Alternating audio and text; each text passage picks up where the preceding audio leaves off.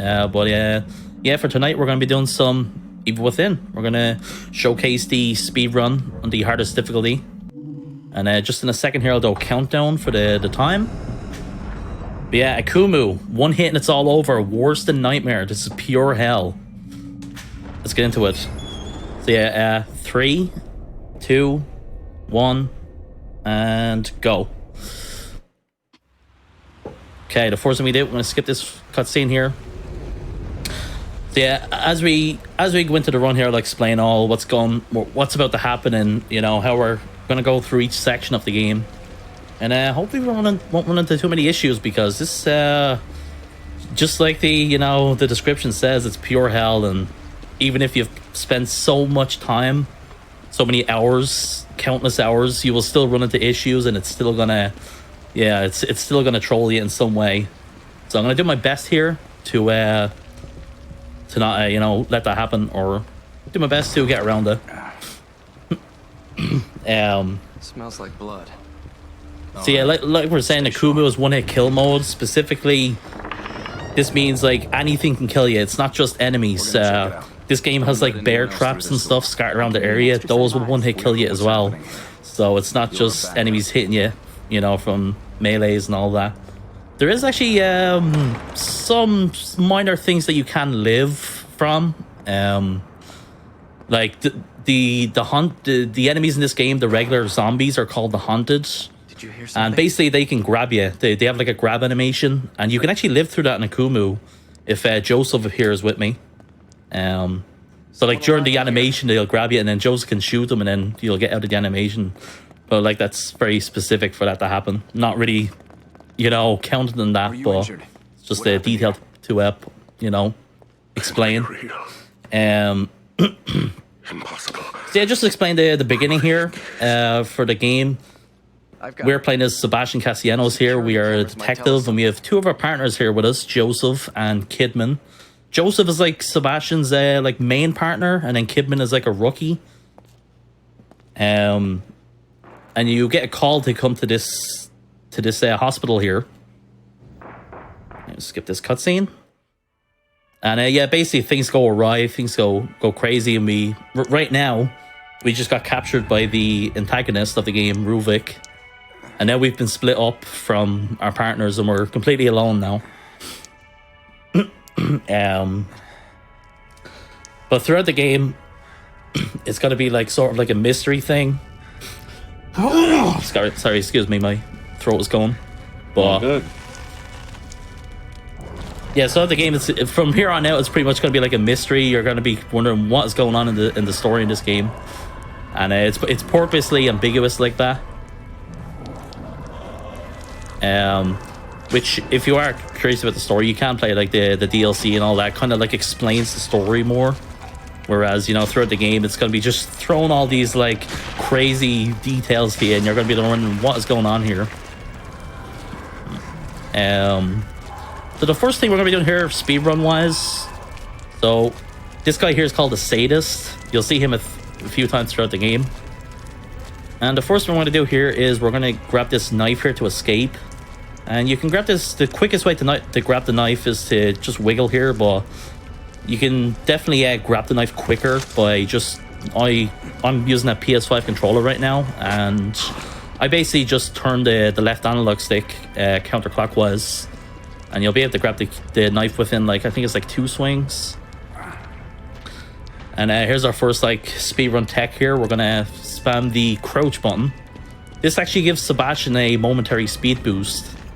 We'll go slightly faster doing this, and we need to get this key here. Don't worry, this guy won't see us. Alright, just grab that. One thing as well, we want to grab the key there while standing. It's a faster animation than when you're crouched. If you grab it while Sebastian is crouched, it's like a way slower animation. So yeah, we'll just continue up here. DualSense gang, yeah. Yeah, but by the way, chat, I am looking at the chat, so if you guys have any questions about the game or the run, yeah, feel free to ask. And of course, that goes for Ecdycis too, if you have any, anything that you're curious about. I will have some later. Actually, I guess I can work now, and you can just tell me when it happens. Yeah. I know when I was talking with you about this earlier, you mentioned that in all categories there is a brand new tech that I guess really makes, I think, one of the chapters easier. I think it's chapter 7 or 9. I think it's 7, right? Yeah, it kind of starts in 7, yeah. I guess when we get to that, I would love to hear what has changed. Because hearing that even the AKUMU route has managed to find new tech, it's always really interesting to see how these games can change. Yeah, so just to explain, so we did this run. I was on Speedruns from the Crypt last year. I think it was around March of last year, something like that, around there. Yeah, it was a year and some change. Yeah. I'm gonna wait for this part to pass by and then I'll explain everything. But this part here is just very basic. It's just, we're just sliding down here.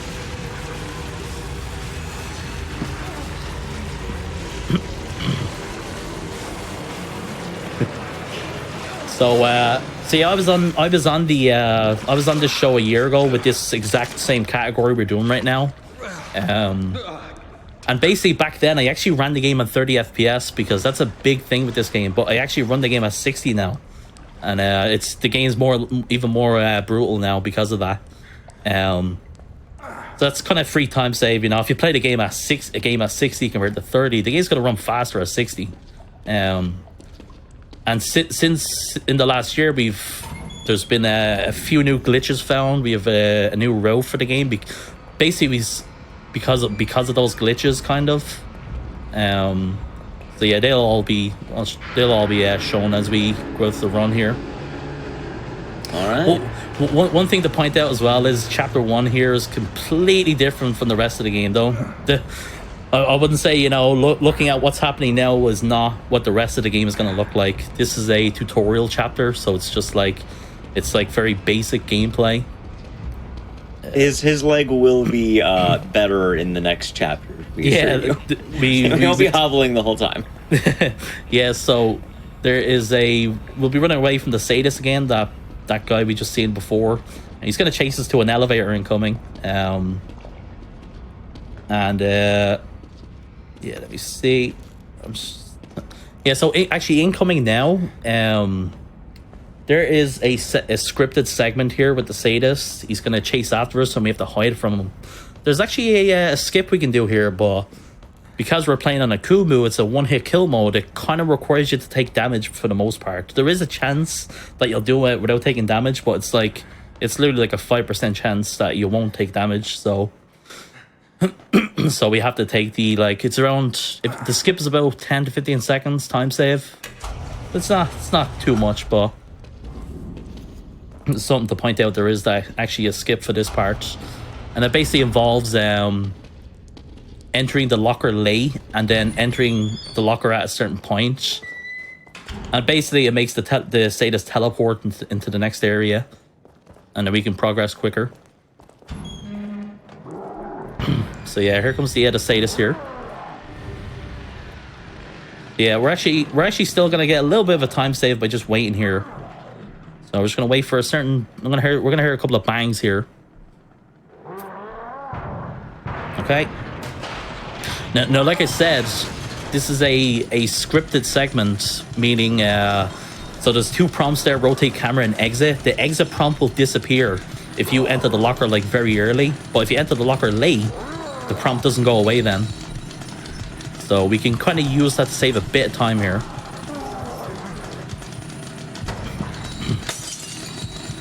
So we're just going to wait for the sadist. If we would have left the locker by now if we did the skip, so we would have been in the next area. But so we're just going to do this. If the prompt wasn't there, we'd have to wait like an extra 2 or 3 seconds before we can leave. Yeah, we're just doing a very basic gameplay here. We're just going to use a bottle. We're going to bait him away here. Also, one funny thing there, when you're throwing the bottle and he's running away, sometimes he likes to attack that bed there. No idea why. You throw the bottle at the wall, and then as he's running to the wall where you threw the bottle, he just likes to decide to attack the bed for no reason at all. He's just all like, I hate that bed. So incoming here, we're going to do a FPS switch here. So like I was saying before, the FPS is a big thing with this game. And with the way this game was designed, they didn't really optimize the higher frame rate with the highest difficulty. And the sadist here is going to chase us here. It's a scripted event. You literally just got to hold forward. But on AKUMU and Nightmare and AKUMU difficulty, with the higher frame rate, he can actually catch up to you here. Even though it's he's not supposed to, it's a scripted event. So we need to lower the frame rate to 30 so that doesn't happen. See that? Sadist.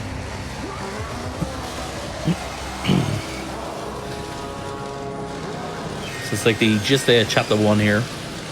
And one thing I didn't point out yet was the specific category we're doing right now.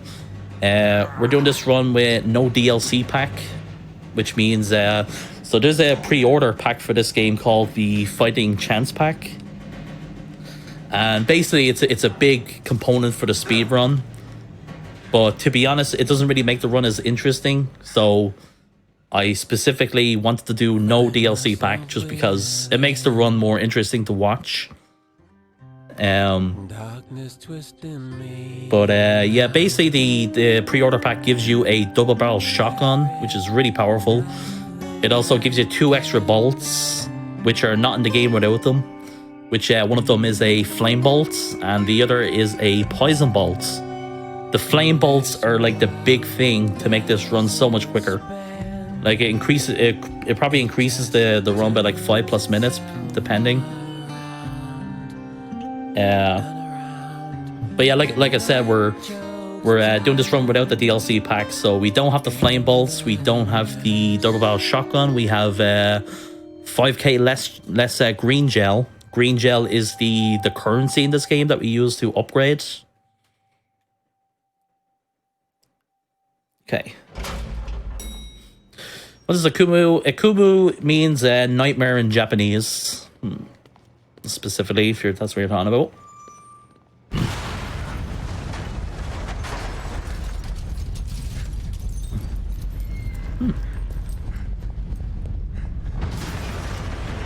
And now we can run. Yeah, and now suddenly we can sprint now.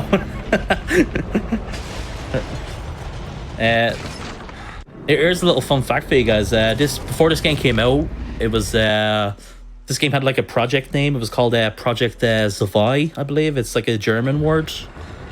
Before like it came out, it was it had sort of like a code name, That's what it was called before the game came out.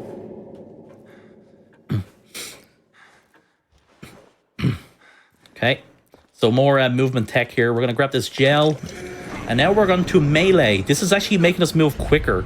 Hello. We can't sprint at this point in the game. This is like a scripted event here. But if we melee and while we're crouched here, it gives us a nice little movement boost here. Whatever are you talking about? You are the only soul here right now. Okay, so yeah, crouch. We'll melee into here. Once we get past this door, that's the trigger for here. Now we just have to wait for. So this is Tatiana. She's our like. This is the safe hub of the game that we're in right now. She's sort of like. It kind of seems like she wants to help us, but she's really like ominous. She says very like things that will question like what's going on, like why am I here? Smells like medicine. So you don't know if she's with you or against you, but she's here to provide you with upgrades and all that. So now we just wait for it to trigger here. Please relax. Please have a seat. Yeah, Project Zwei, and it means Project 2 in German, apparently. Cool. Yeah, I just remember it was some sort of like German word or something. No. Stop. Or something like that. Hey. There now. You see? So yeah, how you skip cutscenes in this game is holding circle. And some of the cutscenes you can't skip until the cutscene has already popped up. So you have to like, if I want to save like the extra second or so, I have to make sure I time it right. Can't be losing that like 0.5 seconds. Okay, so So we're at the beginning here. We will have, we'll start out completely fresh. And so the default stamina in this game, we can only sprint for 3 seconds at a time before getting tired. So we will be dealing with this for the first 6 chapters. Once we get to chapter 6, we will upgrade our stamina. So this, you can see my stamina there. It's very, very small at the moment. So yeah, we're just managing the stamina as much as possible to get to the objective here. And this here, we just picked up the lantern. This is something we can use throughout the game. We can equip it and unequip it. Obviously, if you have it turned on, it increases the sight. There's actually a... Oh wait, actually I can't... We have to show... To just look at this scene here. Nice little reference here.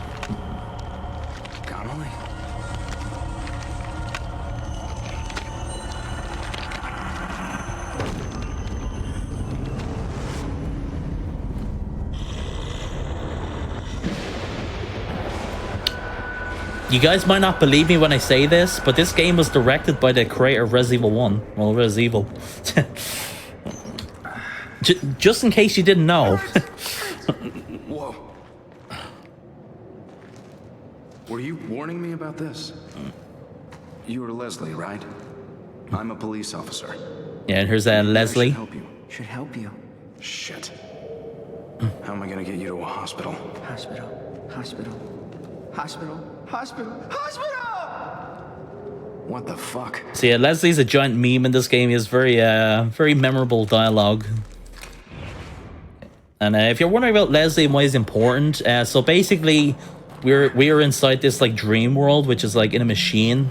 So think of like maybe like Inception or Total Recall, that kind of thing. And basically, the antagonist of the game, Ruvik, his brain is the core of the machine. So he's like kind of like making most of this happen. Okay, so we just picked up matches here. The matches are some of the most important parts of the game, which are going to help us do things very efficiently. They're kind of, if you've played Resident Evil 1 Remake, you might remember burning zombies and so on. It's kind of like that, but you know, enemies don't transform or turn into crimson heads in this, so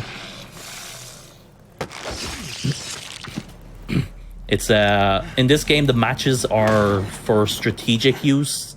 So if there's like, if you like, let's say I have a shotgun and I shoot a bunch of them together and they're on the ground, you can burn like them all together on the ground. It'll kill them all.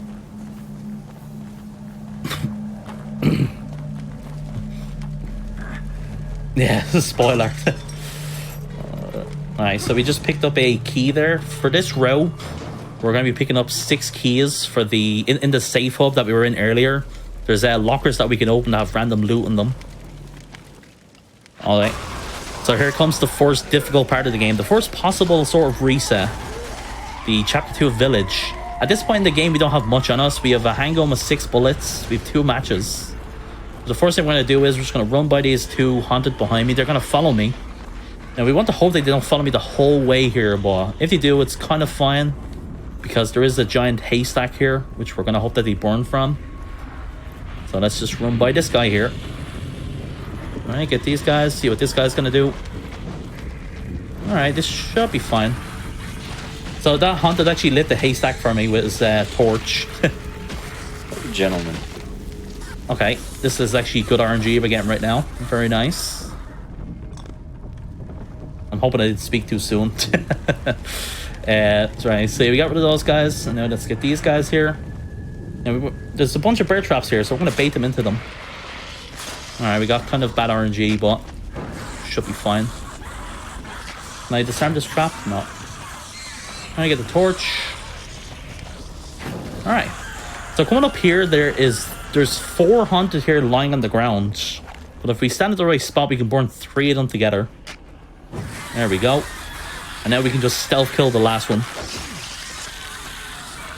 Yeah, very, that's a decent Chapter 2 village there. This part can go very wrong. Like, the haunted are not consistent with how they move. So you have to like adjust how they move and so on. So As a quick question, how generous is the 3 haunted burn? Because it seems like you're standing in a spot for that. it depends where you're standing, but there is a consistent spot, thankfully. So you can actually see like the haunted's feet, like where you're about to burn, like when you're crouched. And basically, if you're at the edge of their foot, like underneath their foot, if you're at the edge of it, it's usually consistent then. So, All right. there we go. That's chapter 2. So yeah, like I was saying before, we don't. Chapter 2 was I guess you could kind of count chapter 2 as another tutorial level. You know, this game has I'd say both Evil Within games. You know, they both have like slow openings. You know, they kind of take their time to get into the game. But this is when the game really gets into it. This is I love the design of this chapter. This chapter is like multiple ways where you can traverse through it and so on, and how you can go through the level. Right. So right there, you notice I was aiming the gun. That's actually a speed boost. We can't. If there's a lot of parts of this game where you can't sprint and you're just walking, and basically aim walking is quicker than just walking normally during those parts. Shit. Okay. So yeah, we're gonna scavenge some gel here as we go through here, and the first we're gonna go right to the sadist that we seen earlier. We're gonna see him again soon. So we'll just run up through here. We're gonna get this axe here. Axes in this game are very powerful. Very powerful. Axes do a lot of damage. You'll see that very soon. Shoot. I'm not one of them. I'm a doctor. Marcelo Jimenez. This is Jimenez here. Crashed, right? Yes, we're lucky to So, be alive. backstory Jimenez here. He basically Jimenez worked on the stem with Ruvik. Quietly, mind you. So that's why he's here, and he's kind of like guiding Leslie as well. Those things Okay. chased me all the way into the village. Me too. Alright, so this game has like They're all over the a place. shortcut for your weapons. Leslie went through. So I just equipped the hang-on so I can quick switch to it. Good lord. Okay. There are too many to shoot. Also, a little at detail here. When you're in this binocular thing, if you look at this door here, it ends this segment a bit quicker for whatever reason. Little weird thing. Alright, so we need to melee that crank there, and then we need to, that's how we're able to turn it. Okay, so we're not able to sprint at the moment, that's why I'm aim walking here. So now we're on our way to the sadist, and there's going to be 2 haunted here, but they're going to completely ignore me. They just run by me. You're going to see this a few times in the game. Like, a lot of the enemies in this game need to sort of, like, either run to a certain spot or load in before they start attacking you. Over here. Here. Right. Okay. Hey. And if you recognize this chapter, you'll know the sadist is usually here, but he's actually not even spawned in yet. You're about to see him spawn in. So we're just gonna set this axe here. We're gonna run back here to grab another axe. And here comes the sadist. There he is. Just pops in. We got here so quickly. He wasn't even spawned in yet. Okay, 1 axe, 2 axe. Okay. Now we just shoot into him here. I'll explain everything here with the sadist after he's down. All right, there we go. That's the sadist fight. Like, So so what- barely revved his chainsaw. Yeah. So yeah, the first thing to point out with the sadist here, there's a lot of enemies in this area, but when you kill the sadist, it also kills everyone else in the area too. So the area is completely cleared now. I better hold on to this. Okay, so now we're gonna go over here. There is a bear trap here. We're gonna disarm for trap parts. We're gonna disarm this. This will give us a flashbolts, shotgun ammo, and 2 trap parts. And yeah, so we used 2 axes on the sadist there and 8 handgun bullets. And you might be wondering, why am I shooting specifically in the waist there? If you've played this game, you know the handgun is very inaccurate. It's very easy to miss shots. So I'm not going to bother trying to go for headshots because it's very easy to miss and it's not worth... I mean, like, you're on very small time as well. Like, you don't have much time to kill the sadist, so it's better to just go shoot him in his stomach. Right. So there we just picked up the Agony crossbow. This is the game's biggest like asset for the game in general and the speedrun. The bolt will give us we can use flash bolts to stun enemies. We'll also get an explosive bolts, freeze bolts. There we go. And we're just collecting more keys here. And yeah, this is the end of chapter 3 here.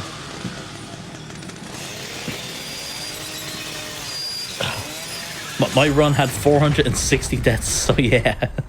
Man, what a gamer. Wait! Over here! Wait! I know, especially with how quickly you killed that boss. Like, if anyone has played this game casually, you know how difficult that whole section is. Yeah. Being able to watch you just kind of invalidate the whole thing is always pretty fun, I think. Yeah, because, like, let's say you want to go for the sadist and you haven't killed the enemies, like, because they'll hear you when you're shooting. Like, they're actually coming for me while I'm attacking the sadist, so I only have a certain amount of time before they come for me. But I do know we do have enough time, you know, with what we use on them to kill them before they get to me. Oh, the hospice. Yes. See, at the beginning of chapter Leslie was 4 being here. treated here years ago. He'd come here thinking. See, I'm going to try my best. Obviously, I want to do as minimal deaths as possible, but I do predict we'll probably die, like, maybe twice, 2 or 3 times, maybe. But maybe we'll get lucky. Possibly. Yeah, so like I said, this is another walk and talk segment. You can either aim walk or melee. Melee is actually a bit quicker, but it can be a bit inconsistent in the movement. You need to like get the inputs down very accurately. So yeah, we're just gonna go straight up here. There's Leslie again. You'll see him like just like go through the game like that. Down there. So you'll probably remember this game has invisible hunted. So we're about to see the first one incoming here. He could actually end up being the first death we have here. He can actually the way he spawns in here is he like bursts through a door, and it's not consistent how he like enters the room. Sometimes they'll try to like grab me quicker than usual. But yeah, hopefully we get lucky here. Hopefully it won't be too bad. Leslie. Oh, thank heavens. Dr. Jimenez is here. Settle down. Alright. Doc, I think something's coming. Alright, so we run up here. There's the invisible haunted. Alright, there we go. Nice. I was able to bait him out, so that's fine. This place is a death trap. Okay. And here we're gonna equip my my weapons here. I think that's unlikely. One cool thing about the weapons in this game is they spawn at different spots in the game. So if you miss the crossbow and the shotgun in chapter 3, they'll show up in later chapters. And it's actually a time save to grab the shotgun in this chapter. It's kind of like, I think it's like a 20+ second time save. Right. What the? Right up here. Alright, so we'll just Leslie. spam the melee here to go quicker. Fuck. Got a nice little Shining reference here. So incoming here is a sort of like a gauntlet fight. There's going to be a bunch of hunted that are going to appear here. Rubik's going to summon them out on us. And we're going to do certain things to hopefully not get destroyed by them. Alright, let's shoot this. Nice. First shot. Like I said, the handgun in this game is very inconsistent, so it's very easy to miss that shot. And one thing as well with AKUMU difficulty, there is extra enemies in certain areas, like here. So I just set down an explosive bolt there. A Ruvik clone is going to spawn there, and it's gonna explode underneath him. It doesn't always kill him, but most likely it will. But if it doesn't, it's fine. He is usually on like 1 HP at that point, so we just need to shoot him once with the handgun. So this fight here, these guys are going to spawn in. At the beginning of this part here, we're going to sprint away. This is going to make them run for me quicker. Also, the Mimic just died there as well, which is nice. I'm gonna boy, I just crafted a electric bolt there. Alright, so let's set that there.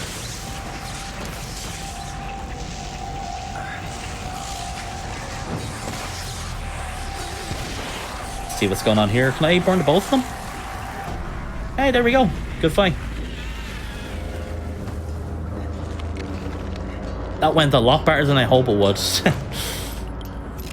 One thing that this game is, it's very cheesy about, when you burn the enemies in this game or they're lit on fire, they can like reanimate. So like while they're burning, they'll get back up and chase after you and then grab you. It's a very consistent meme that happens.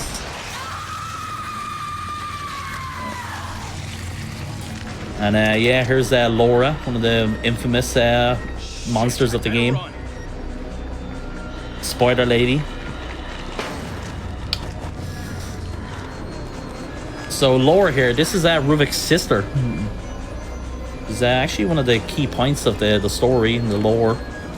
She's literally the whole reason the stem exists in the first place. I'm just gonna run away here. We don't have to worry about Laura catching up to me here. And we'll sprint here.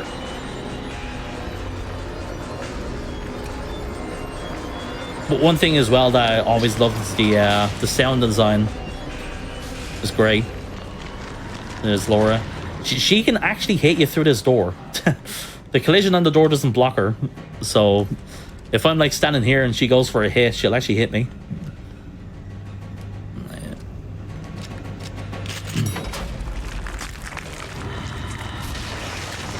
Alright, I'm just born out there as we run. Okay.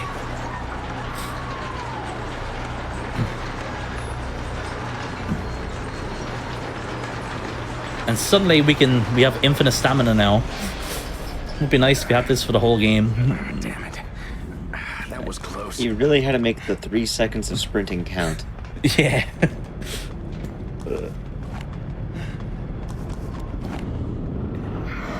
Here's Ruvik again. He's going to chase after us. You're going to see Ruvik kind of like this again later in the game in Chapter 9. He's going to be like just strolling towards us like this. Right. Okay, that's Chapter 1. Or Chapter 4, I mean.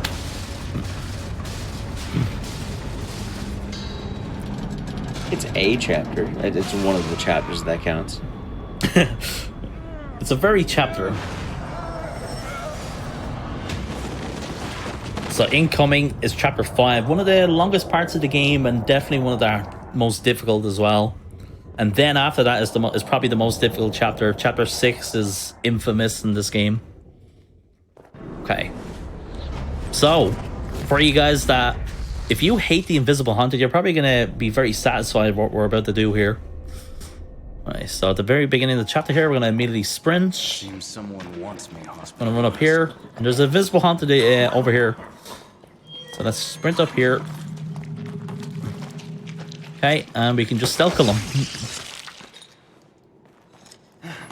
So yeah, that's literally it. At the beginning of the chapter, there's something with the enemy loading in there at the beginning of the chapter. So if you sprint up to him at the very beginning, there's actually a prompt to stealth kill him. And yeah, it's a free kill. And you don't need to kill him to progress the game, so. Okay, and there's more Invisible Hunted here. So there can be 3 Invisible Hunted here, but only if you kill the first 2 here. I'm only going to kill the first one just to decrease the chances of me getting grabbed here. Okay. I'm just going to shoot him there just to make sure he doesn't come after me there. Like I said, it is not consistent how the Hunted acts in this game. Right, so just do that. So I was able to just knock the door into him, so I know I can just run around them. And yeah, that's a very good segment there. So the objective in that part is to grab a key card to use on this.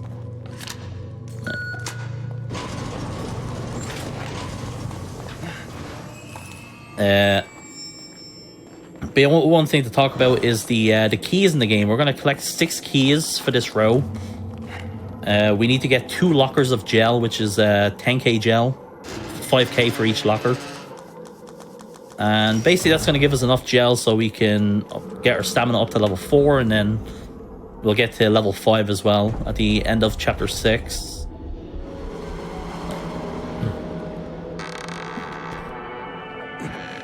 Alright, so we have a puzzle room here.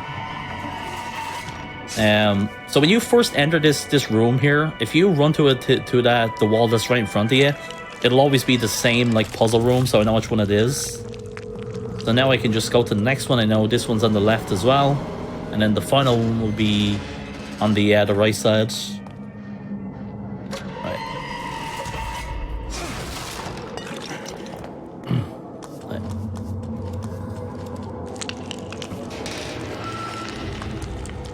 Okay, just run through here.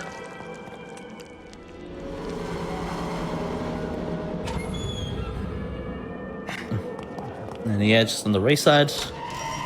It's kind of funny. Sometimes when I'm speedrunning the game, I kind of like zone out at this part. And I'm like, wait, which room am I in? Am I in the second or the third one?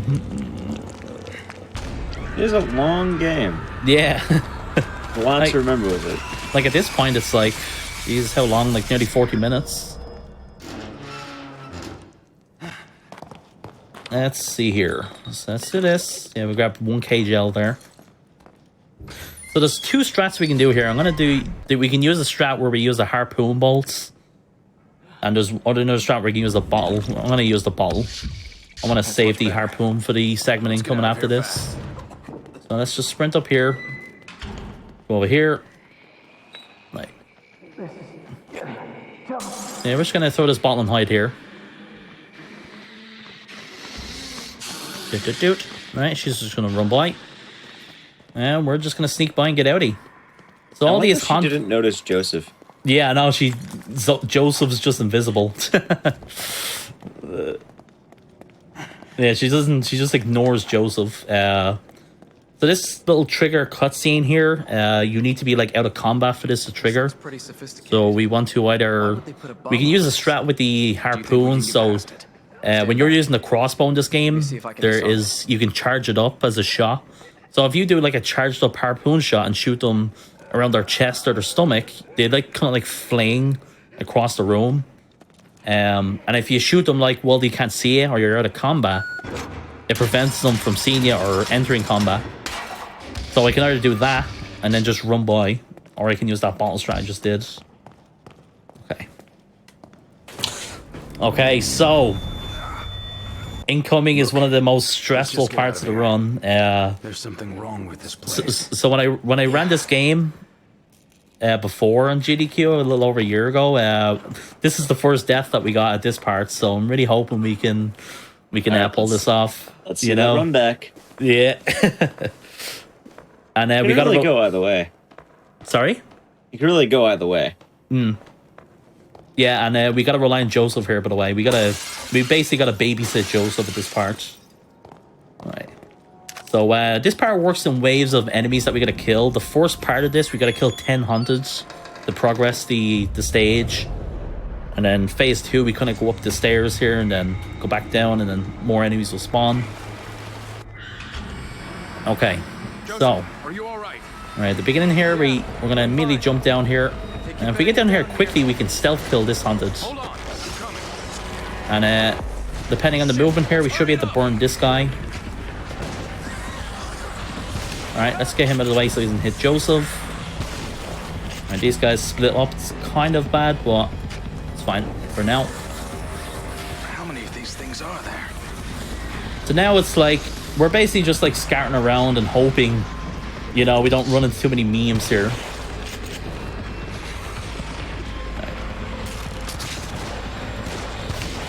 Alright. This is kind of okay. I would rather this go a lot better than this, but I think we might be okay with this. So at the same time, I'm trying to not die myself, and I'm trying to protect Joseph, so it's like, it can be really bad at times. Is there still one left? There is. Even after all, there was still one left. Oh my god, Joseph is actually helpful. He's a sharpshooter. Alright, do that.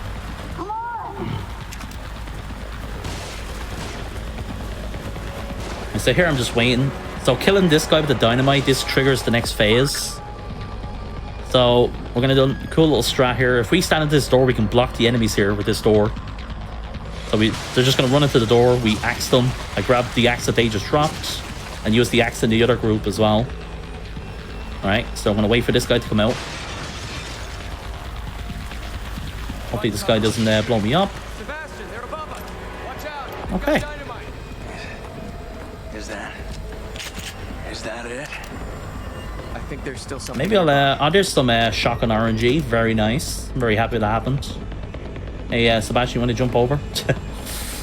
More of them on the move. Alright, just 4 haunted here. We're getting some weird RNG. Okay. Just wondering what's going on here.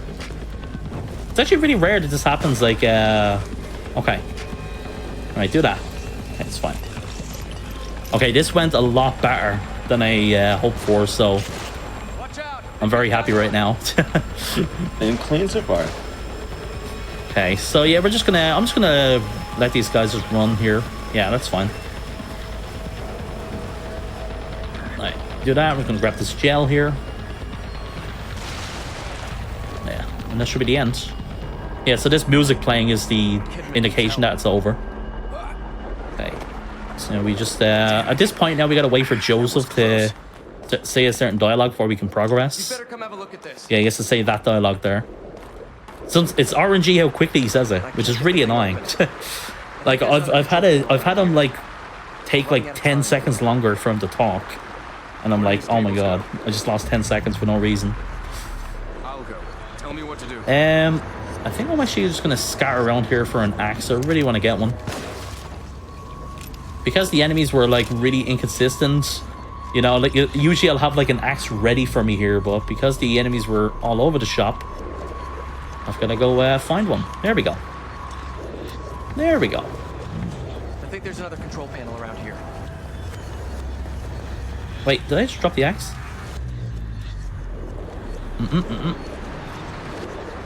There we go. I thought I didn't even pick it up apparently.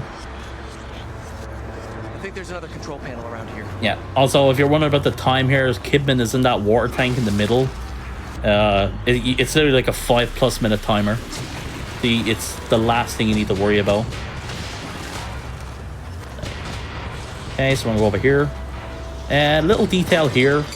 Everything I'm doing here is kind of specific. So that guy there that just ran into me there, he has a dynamite on him. He's gonna get that ready. And basically he's usually blocking the way that I was running into there. But I figured out that if I look away from him and shoot the statue to get the key, it makes him run up to me rather than blocking me. So it's a nice little very like convenient timing. Right. Okay, Where'd they go? shimmy through here. So yeah, like I was saying before, a lot of the enemies in this game gonna have to load in before they start attacking. That's this part here. I just literally just ran by 2 haunted and they just ignored me. Kidman, Hey. you there? So yeah, we're running down to Joseph again here. Joseph can die at this part very easily as well. I would be surprised if anything really bad happens. Well, let's see what happens here. Okay. So let's jump over here. We're gonna burn these 2 first haunteds that just dropped down. And depending what happens here, we're gonna change the strat. Joseph can usually sometimes one-hit kill that guy. They usually just headshot him and kill him. And if he does that, I'll actually use the torch. I'm gonna... Yeah, we're just gonna just do that. There we go. Joseph actually helped me. Are you guys all right? We're all right. Joseph actually being useful. What a day. Tries his best out there. Okay, now we just wait. I'm just gonna stand here for the trigger. So yeah, at this point we have 2 matches. We're going to use that for the boss fight incoming. We have an explosive bolt on us. We have I think we have 2 electric bolts on me right We're now, counting on you. All right. which we'll use one of them here, and then the rest for as we go forward here. Yeah, this game has no fall damage.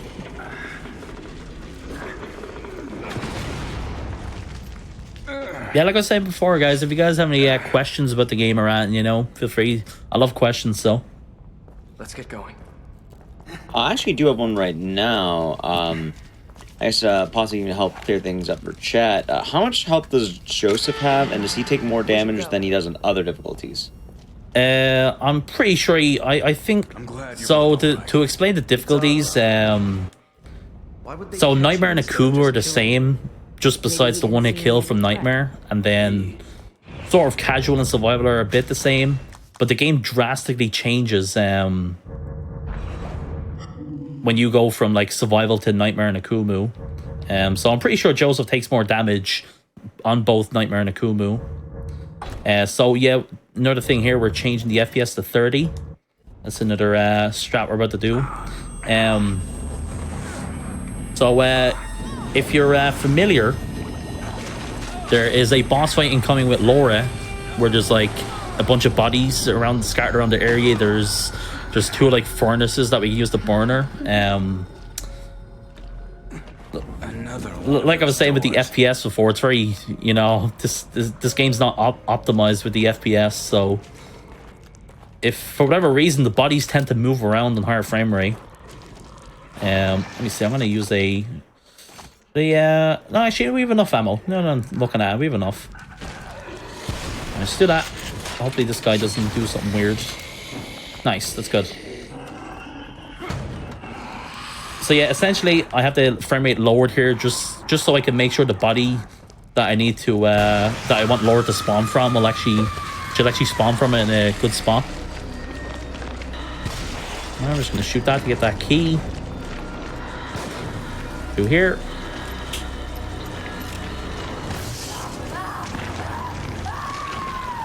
So we're just gonna wait here. Once the oil on the ground despawns here, there we go. That's when the hitbox for it goes away. So we'll get this key here. Fire seems to work. Right. Yes, I have died to the electrical thing before. Alright, so we're good to change the FPS now. Alright, back to smoothness. Okay, so very specific strat here. We're gonna run up here, Laura's gonna spawn here. We're gonna shoot her, gonna burn her here. Alright. So the body I was talking about is here, this body here. I want to jump from, I want her to spawn from that. That didn't work for whatever reason. The idea there was to shoot her at the same time as shooting the lever. I don't know why that didn't work, but it's fine. The checkpoint's right here, so it's fine.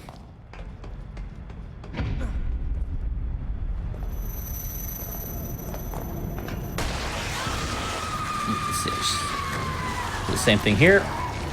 I gotta watch my stamina here as well. Very specific movements. All right, there we go. There we go. So everything I'm doing here is very specific. And basically what this is doing is, this is going to make her burn twice in the furnace, where usually it only happens once. But for some reason, shooting her at the same time as shooting the lever can make it so she burns twice in it. And it does like 75% of her health, I think. A lot of damage. And yeah, you can finish her off in like, I think it's like 30 seconds. Very fast fight. I know it's supposed to be a boss fight, but imagining the perspective of Laura where she literally spawns in and is immediately on fire every time. It's kind of horrifying to her.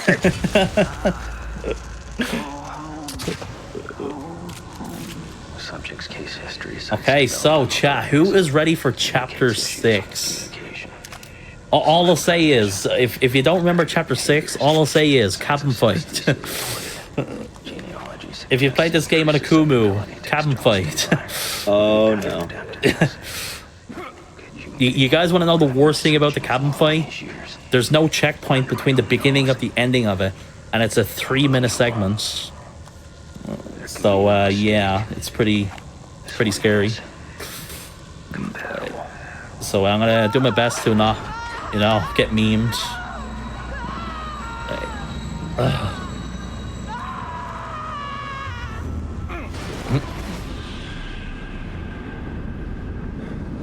What in the hell? Okay. So I'm gonna do something very specific here. We're actually gonna, by me standing here, we actually move the collision of the enemy. And this kind of moves them more into the middle of the room just to kind of help with these guys not hitting me here. These guys are going to run into the electric bolts. I'm going to use the handgun on this guy so I can save the shotgun rounds. There we go. Okay, good. And that's chapter 5. How long is this speedruns usually? It depends on the category. I'd say the quickest you'll ever beat this game is between like 2 hours, 20 minutes to 25 minutes or so. And that's if you're doing like New Game Plus, casual difficulty. But that run, I think the record for New Game Plus casual is like 2 hours and 30. But that run's really old. That run's like 5+ years old, I think. So... And we have a lot of new developments in the game since then. And in this chapter, you're about to see one of the craziest new glitches that we discovered. So if you remember the segment after the cabin fight, there's this like kind of like long area where you gotta run around in a circle. A church. And basically there's these like cages that shoot harpoons out of them. We discovered a glitch where we don't need to actually like run around the whole area to shoot them. We can actually just stand at one spot and shoot them all down. Which we'll show off when we get there. And these glitches I'm talking about, they were discovered by a runner by the name of Tenden. He's a Japanese runner. He's very good at the game. He found we have a glitch with the reloading animation with the handgun. In which so at the start of the reloading animation, if you like click on something, it speeds up the animation. So we can like so let's say we get near a valve or a crank. If we stand at it, reload, and then click on it, it'll turn the crank instantly. Also, I don't need to open this locker. It's fine. All right, let's go ahead here. So yeah, there's quite a lot to go into with this with the run now. What's going on? And so yeah, here's our first batch of upgrades. So the reason why we upgrade only now in chapter 6 is because there is a forced tutorial that happens between chapter 3 and chapter 5, and that tutorial goes away once you get to chapter 6. So we just wait until we get to chapter 6 to upgrade for the first time.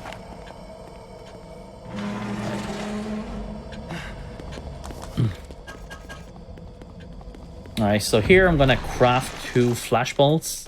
Yeah, if you guys are wondering like what's the most like powerful bolts, the most useful bolts would be the electric bolts and the flash bolts. Those are like the king thing to use like for AKUMU and all that.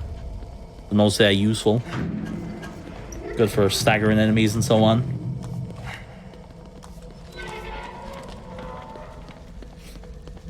All right, I'm currently preparing now for this cabin fight.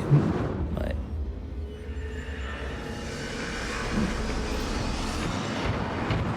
And there's Boxhead, which is its name is the Keeper. Pyramid Head's cousin. Leslie.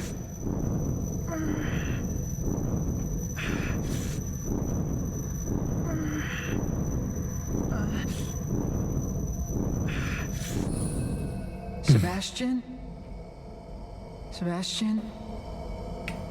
Sebastian? This is Leslie with a mirror face.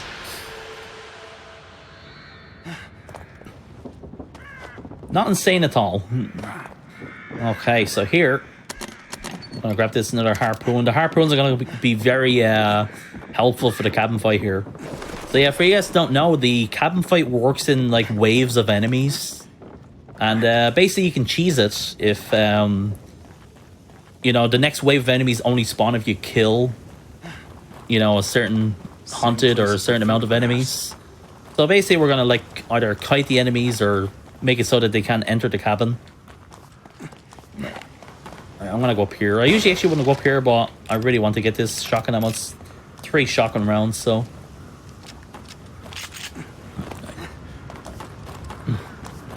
Let's see, there's a grenade in this cabin that we're gonna get. So there's 3 guaranteed grenades that you can get between chapter 4, chapter 5, and this chapter. We want 3 for the 2 giants near the end of this chapter. So kind of the hardest part of the cabin here is actually the very beginning here. Like if I can't kill these hunted at the beginning here very quickly, it's gonna be way more difficult. So let's see what happens. Shit. All right, he's doing an immediate throw. All right, very nice. Good start. They don't always like do this, you know, this same movement or actions and so on. All right, so we're just gonna wait. We're gonna yeet this guy away. Oh, never mind. Okay, fine. Oh, we'll do that. We'll yeet her away. So, yeah, as long as we don't kill any of these haunted, no more will spawn now. So now we're just gonna kite these guys. The annoying part is they can actually go for Joseph as well, which is like really bad RNG. Yeah, hope you don't get unlucky. And like I said with the FPS, when the game's like higher frame rate, it's easier for them to grab you, and it's easier for them to hit you as well. Their animations are like more sped up, so they can actually be more like aggressive than usual. They're actually pretty casual right now. Like I've had times where it seems like they're like double speed. All right, good first phase. Now, like I said, there's no checkpoint, so you don't get any checkpoint until you beat this whole cabin fight. So, yeah. See, I hope you don't get bad RNG here as well. Alright, let's see where they spawn from. It's random where they come from here.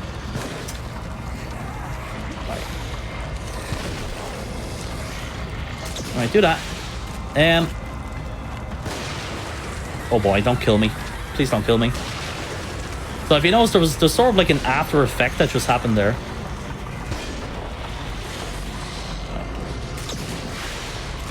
I think there's still one more. Oh, no, he's actually, all right. We can kill those 2. I think I should,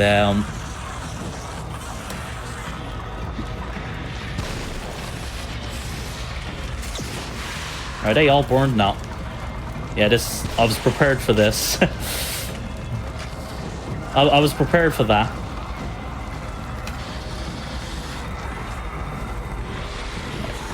Alright, so we'll just try to kite these guys.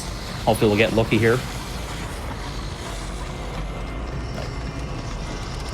So I actually can kill the woman there as well. I'm allowed to kill her, no more will still spawn.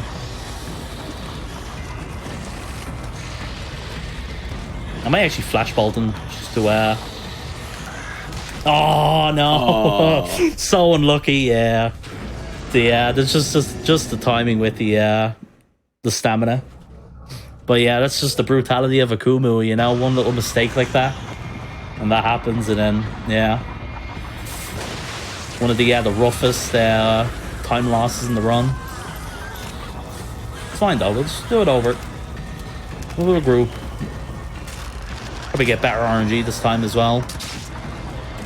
The one thing I definitely hate in speedrunning though, because I'm pretty sure it was the end of the cabin too, like right. Yeah, it was. Yeah, it was only there was probably like 20-30 seconds left or something. Oh yeah, and like failing it normally, like you know, like they did in like phase 1, it's not so bad because you know you lose some time, you're right at the beginning, so it's kind of all right. But right at the finish line, it's always you're pretty much doing it twice. that's the thing. That's why it's so brutal. But it just shows you like perfectly like this difficulty is no joke when you're dealing with this. But and it's funny, I was literally just saying like, oh, I should use a flashbulb here. I should have used it exactly when I said it.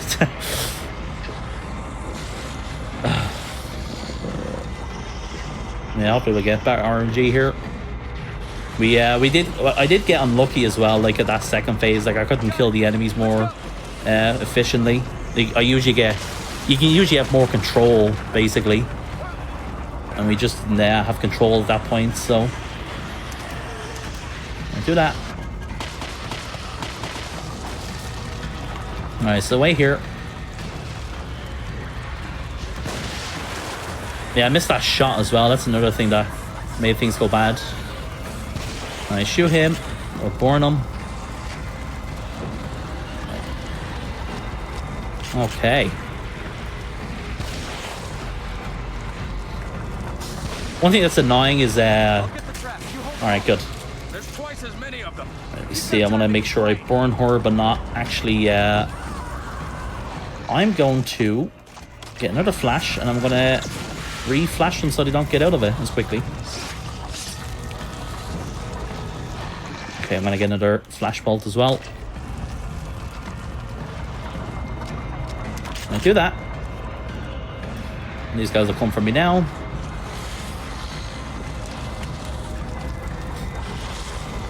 You gotta be like, at this point I'm like usually like, you know, it should be easier from now on, but they can't get a sneak attack on me, and it just really depends on my stamina management. That's the most important thing here.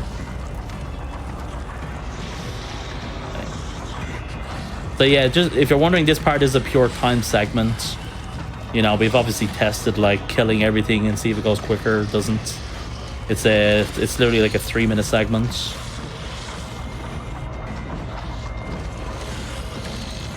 But yeah, I'm hoping the game will be gentle with me now. You know, it just literally gave me the worst, like, you know, possible death that you can get in the game.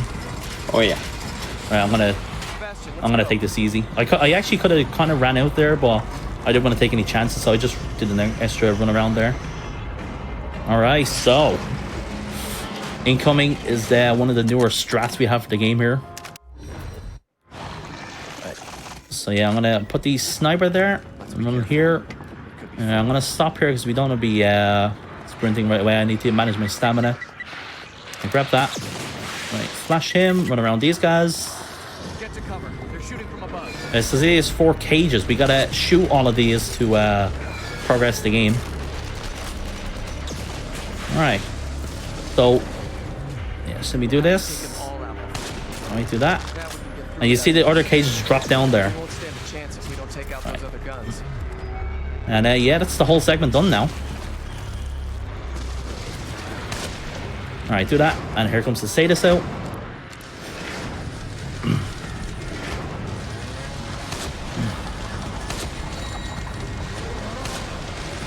Alright, good.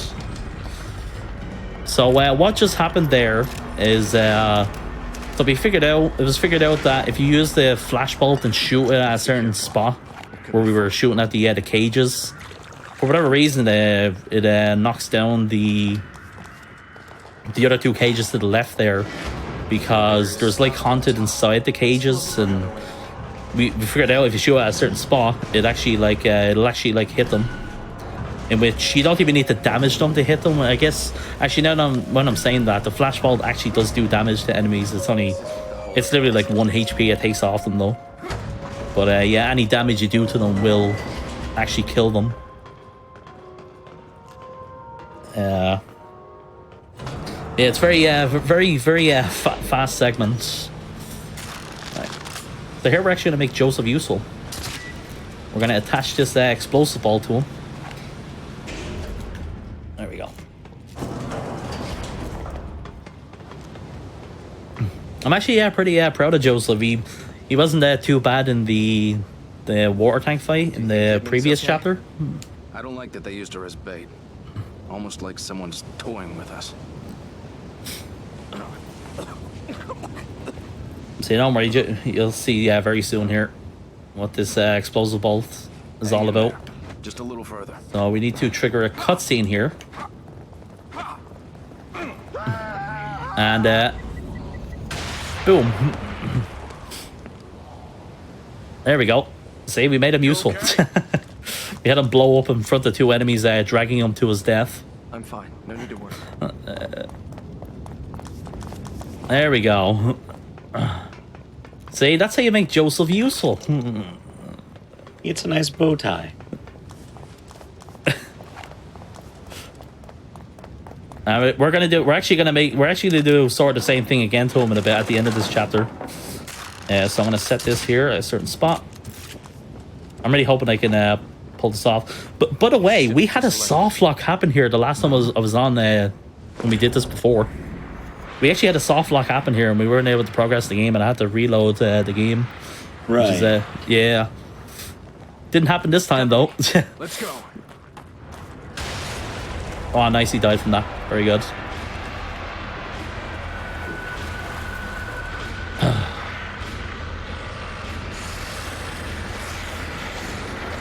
Oh no, looks like we're gonna die. So, chat, how's everyone's night going? You guys having a good night? Yeah. We're just chilling out here, you know, just having a nice casual little chill out with these 4 hunters, you know. Just chilling. Reminder, 1 hit is an immediate death. So I'll explain what's going on after this is done. It's a timed segment here. Okay, pass by. So these guys are on like sort of like a loop, what they're doing here.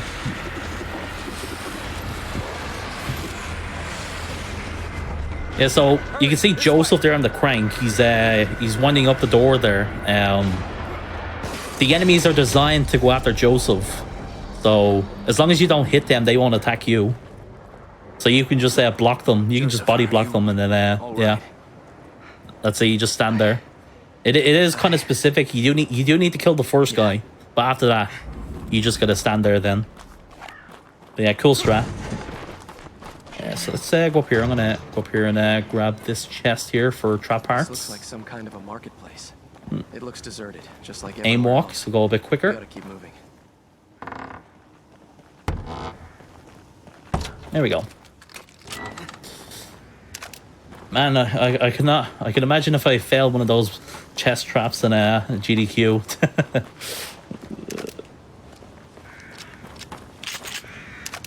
Okay, so we'll get these flashball trap parts. And let me see, sniper rounds, good amount.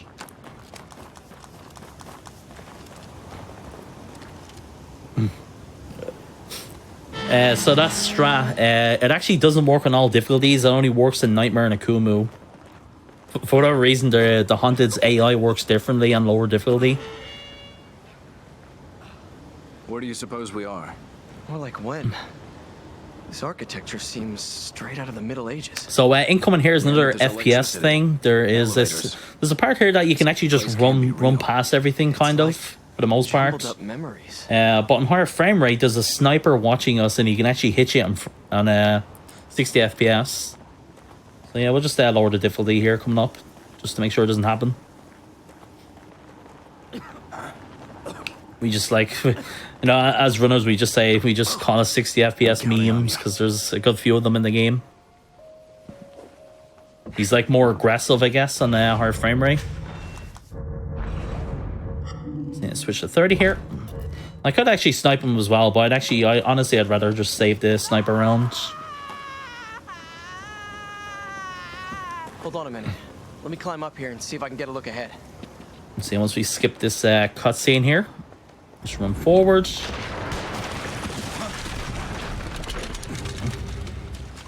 Okay, we aim walk, go a bit quicker. There we go. Once we make it to this scene, we're totally fine then. I'll just keep the FPS 30 until we get past here. So let's shoot those guys. Watch these guys. They're being aggressive. Go away. We should be fine here. And let's see, we have 3 rounds. That's fine. We can just grab these. Let's go back to 60. Yeah, that was kind of awkward to get through because there's an explosive bolt that we have to grab there, and then, yeah, it's kind of hard to grab it.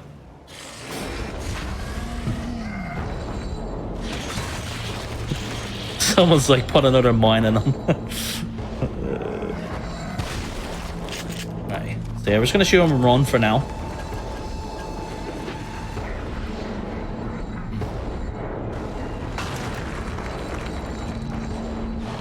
So these are two giants we're fighting here. If you hide under here, they'll go for Joseph. So we're just gonna throw 3 grenades at them. There we go.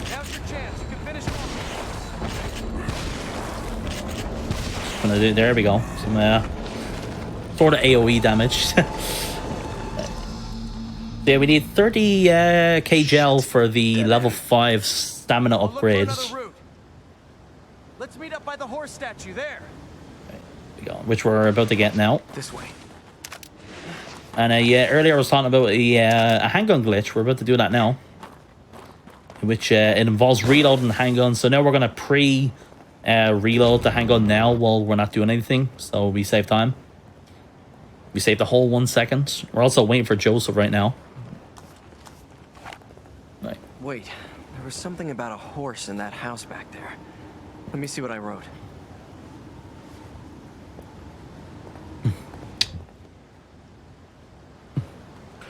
And the incoming is one of the probably one of the most troll bosses in the game, the Sentinel slash the dog. I guess so.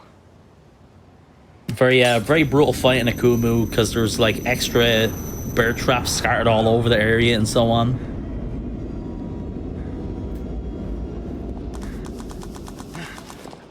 Okay. A little weird detail here. This door here is random if we can. Yeah, this is a slow animation we're getting. For whatever reason, it's random if Sebastian will kick the door open or open it slowly. No idea why. So, actually, a question right now. In terms of the key routing, just how many keys do you end up getting to the run anyway? Do you mean for the run or keys? Yeah, like do you mean like how many is there in the game or for the run specifically? The run. 6 keys. Yeah, so we get 6 keys specifically because when you start opening the lockers for the first time, are you all right? The 3rd and the 6th locker is guaranteed gel every time, 100%. Like, so we grab 6 to make sure we get 2 lockers of gel, so we have enough for getting the stamina up. Worry about me. Alright, so incoming here. So there's the levers here. We gotta do this little puzzle here. And you gotta turn these levers here. We can use this handgun glitch to turn these levers quicker. We won't actually see it happen because it's gonna... Like, once we press the lever, a cutscene's gonna trigger. So you won't really see it happen right now, but you will see it happen in the next chapter. But, alright, there we go. So we just, like, sped up the animation there of turning the crank here. We don't need to do it for this one. As you can see, like, you know, it's a very slow animation, but you'll see what I mean when we get to the next chapter. So we just basically the puzzle here is we're literally just turning each crank once each, and that's it. There's really nothing to it. I heard something. Alright, I think Joseph should be fine to come to me here. There we go. It seems that was correct.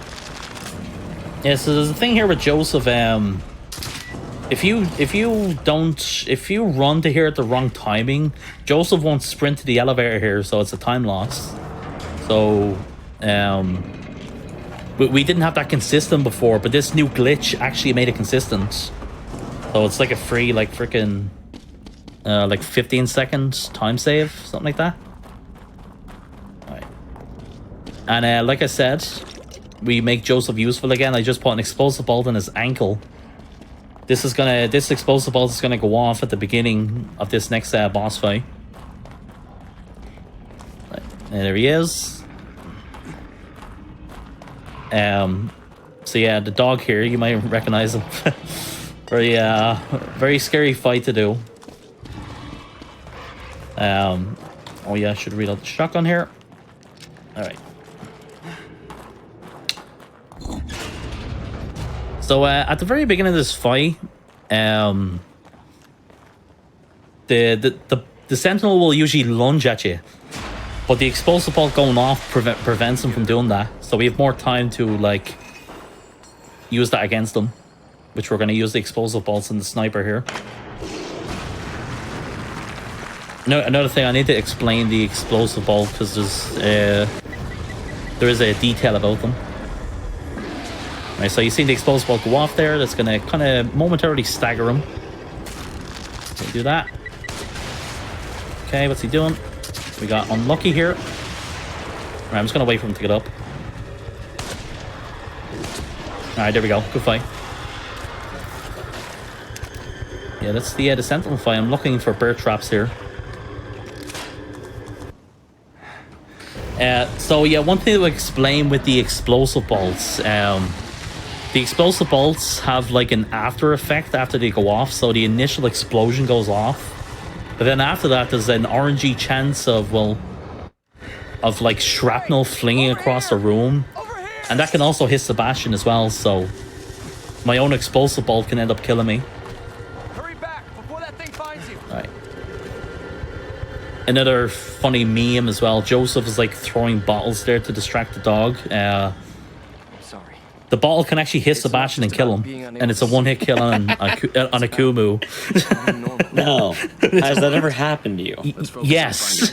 Oh, no. Yeah, it was actually only a few months ago when it happened. It was like, I wasn't even paying attention. Like, I was just running to the gate. I was like, I just passed through and then Joseph just yeets a bottle at me.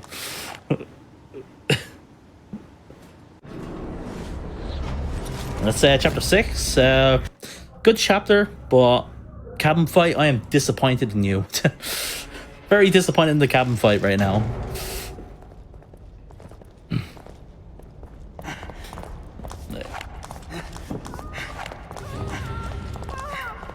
That sounded close. It's all right. I'm here. Okay. Nothing is gonna get you. So here we're just waiting out. We have, yeah, so another thing to point out with the route in this game with the upgrading, at this point in the game, we have this game optimized where we only upgrade the stamina and the flash bolts to level 2. And yeah, the rest of the upgrades now are just for the magnum later. Hey, Joseph. Little thing there with the cutscene there. You can interrupt some dialogue in this game if you press circle. It kind of like stops the character from talking. If you do it there, it brings up the prompt to click on Joseph to skip to start the cutscene for the next part. So it saves I think it saves like 3 seconds or something, 3-4 seconds. Right. Okay. So I'm just gonna run through this part, get these trap parts here. This chapter here as well has like has a huge skip in it, but it requires you to take damage, so we can't do it. Sadly.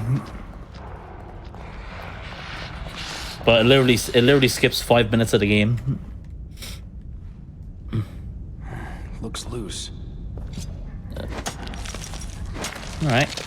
So click on this thing to grab the lithograph. This will stop the enemies moving. It keeps them frozen in place. Okay, we'll just shoot him away so he doesn't come after us as quickly. Right. So incoming here, you're about to see the handgun glitch here. All right. Yeah. So if you play this game, you'll know the turning the cranks in this game is really, really slow. And you're about to see how fast it is now. It's actually one thing I'm really happy about with this glitch is that like this chapter is there's not much happens in this chapter, so I'm actually really glad the glitch is a thing now. But yeah, essentially what we do is we go up here, we stop in place, we do this, and there we go. Look, you just literally instantly turn the crank. What? Yeah. How? So yeah, I know. So what's happening there is you stop in place at the crank, you press the reload button, and then you instantly press the the prompt button to click on the crank and you spam it, and then yeah, it just does it really quickly. This was found by Tenden, found a few months ago. It also works on like many other things in the game. Why does it work? I'm not sure. There's something with when you're reloading that you can. I'm not even sure, honestly. It's gonna work on this one, right? It's actually a time loss to actually do on this one because it doesn't take that long to crank this one, and you got to drop the axe first and then reload. So it's actually quicker to not do it there, but we are going to do it here. So we do that. Go over here, and there we go. Instant crank turn. Huh. Saves a lot of time.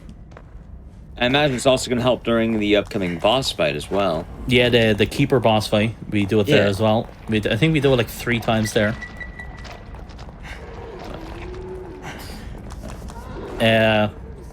So these cranks here, you can't do it on these cranks, but these cranks work in like increments.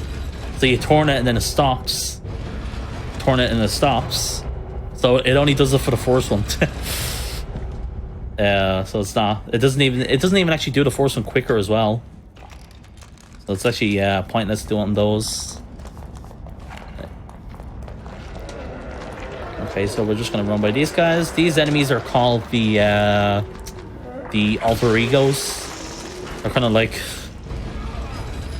I don't know if they're like a human connected with some other monster, or they're like 2 people connected together, but it's like an enemy with 2 heads.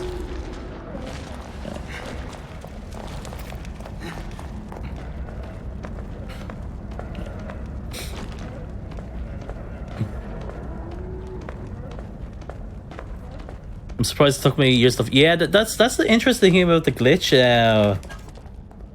I actually kind of semi knew about it because, like, if there was like, let's say there was a set piece of items together on a table or something, I would always like reload while I was picking them up, and I'd be able to grab them like quickly together.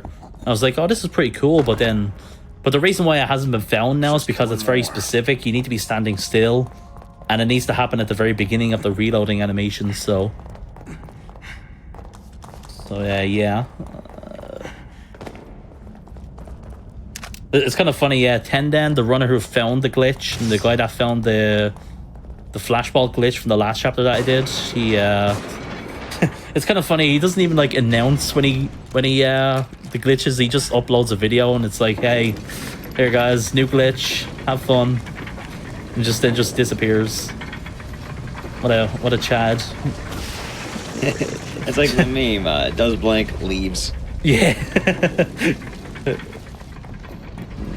But yeah, he's been, like I said, he's been very helpful with the runs. It's thanks to him that it's found by now. Alright, so we're just gonna set down an electric bolt there. Grab the axe.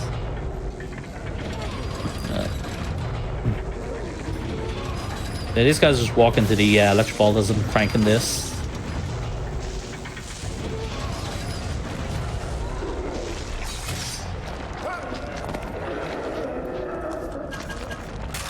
Let's harpoon him. So, like I explained before, if you do like a charged up shot, you can like kind of like make them fling across the room, or if they're really close to a wall, to stick to it as well. That guy's actually not dead at the moment. He'll like come back to life in a second here. He's like in a little staggered animation.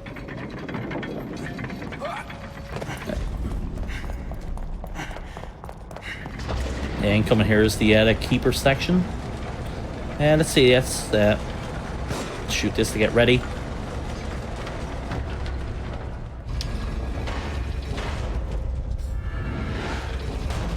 There he is, Boxhead himself.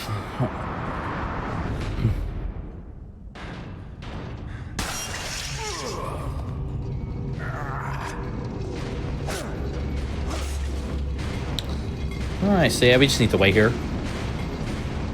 There's a little thing with this part here. We're going to be like, the camera angle and all is going to change here as we're running. But this part like works depending if you sprint or not. Like these traps come down quicker if you're sprinting, but if you walk, the traps actually come down slower. If you want to do it like a lot easier, you want to take your time, you actually can just walk through it. Also, you're about to see the power of the axe here.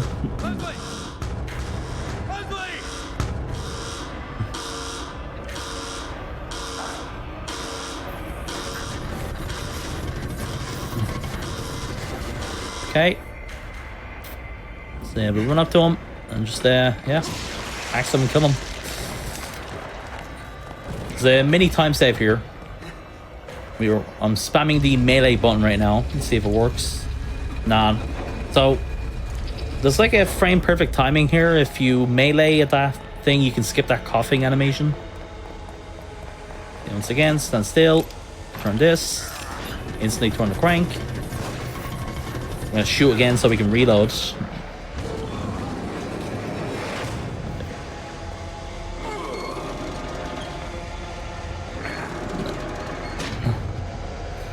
Then we go around here. There we go. And you can really see how fast it is. Like most of these cranks take like, I think it's like 4 crank turns or something before it's done, so it saves a lot of time. This thing stay dead. Come on, reload, please. Right. Do that. And there we go. I'm gonna get this ammo. Right, I need to switch to the freeze bolt here.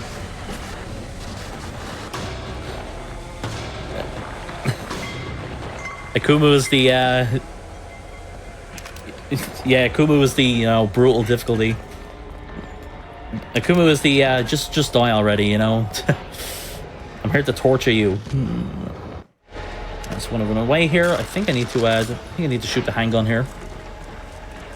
Do that. Yeah. Okay. I'm gonna freeze the keeper there. So we need to put the crank back on here, and we need to exit out of it. This is actually still quicker than like normally cranking it. There we go. Still way quicker. So yeah, that's the reload glitch, and there's still more of it to come later as well. You're gonna see like other animations that it makes it look funny. So bad for the keeper. Yeah.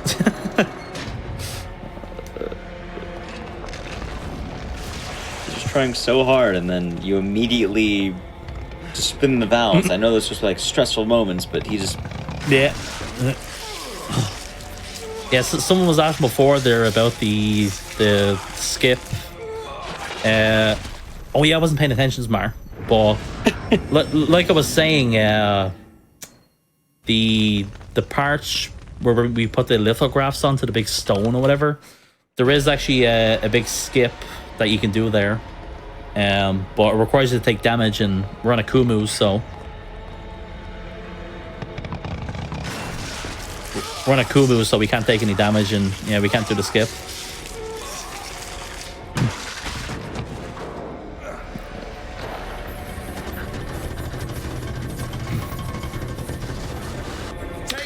I just got done watching the last AKUMU run Jigsaw did in Hotfix. Yeah. Yeah, one thing I want to say is big thanks for GDQ and Ecdycis for having me on again. You know, really means a lot. Because, you know, because like the last one I did, like that was the first time I ever did like an event or anything like that. So it was a, you know, very big deal for me. And yeah, like kind of helped me with kind of getting used to this stuff and helping the nerves and all that, so you know. Definitely. And as well, if anyone has been enjoying Jigsaw's runs so far, he does a lot of really intense gameplay of Resident Evil and The Evil Within, and just general horror. And you can find him at the I'm posting a link in chat, but if you have not checked him out, please do so. Very fun watch. Yeah, you can't take any damage, Emeralds. Any damage you take and it's over, you lose.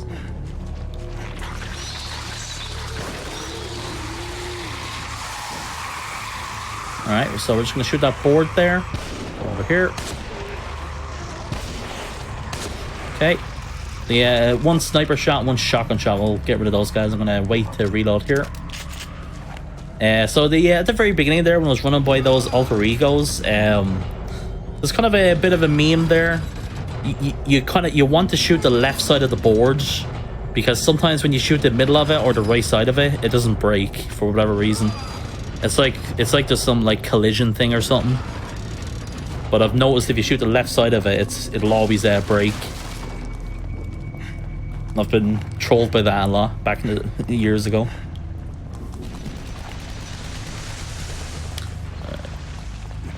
Okay, we're just gonna run up here. There's a bunch of harpoons been flung at us here, so we'll hide there. And yeah, this is chapter 8. This is the shortest chapter in the game. It's literally just under 5 minutes long, as long as we don't die.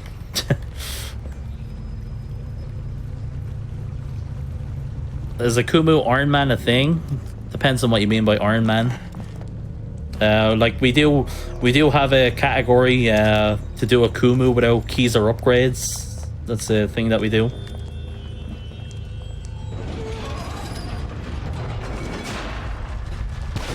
Alright, so once you turn the crank there, a bunch of these little baby things will spawn from the ceiling there, and I can either use a flashbolt or I can use the 2 shots of the shotgun there. In which I want to save the trap parts, so we're going to use the shotgun. And yeah, if you press the free aim here, you can walk through the water quicker. There's like a faster animation. We'll do that. As long as we're quick here, we should be able to just run by here. Here's another part that we can get memed at. See what happens. Okay, seems good. Very nice.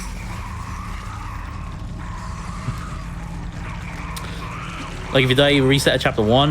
Like that's not in like the game or anything, but we do go for like deathless runs and all that. Yeah.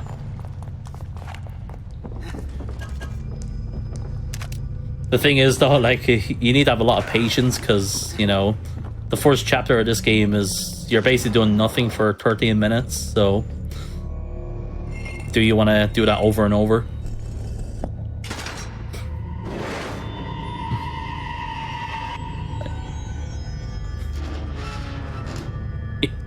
Yeah, someone's pointing about the shimmying through the gaps there.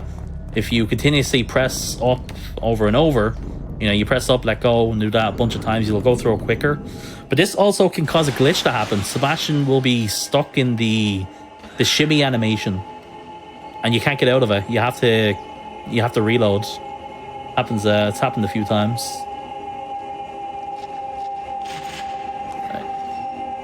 Right, incoming here is another FPS change we're going to do here for consistency. Doc. So we're about to see another boss that we're going to fight in a couple of chapters. He's going to chase us here. Now, to our right here, you can see a cart. The boss on higher frame rate knocks the cart in front of us, and it collision blocks us, and then he kills us. So, yeah, we're just going to get around that, we lower the frame rate. So just when you get past the cart there, we'll go back to 60 again.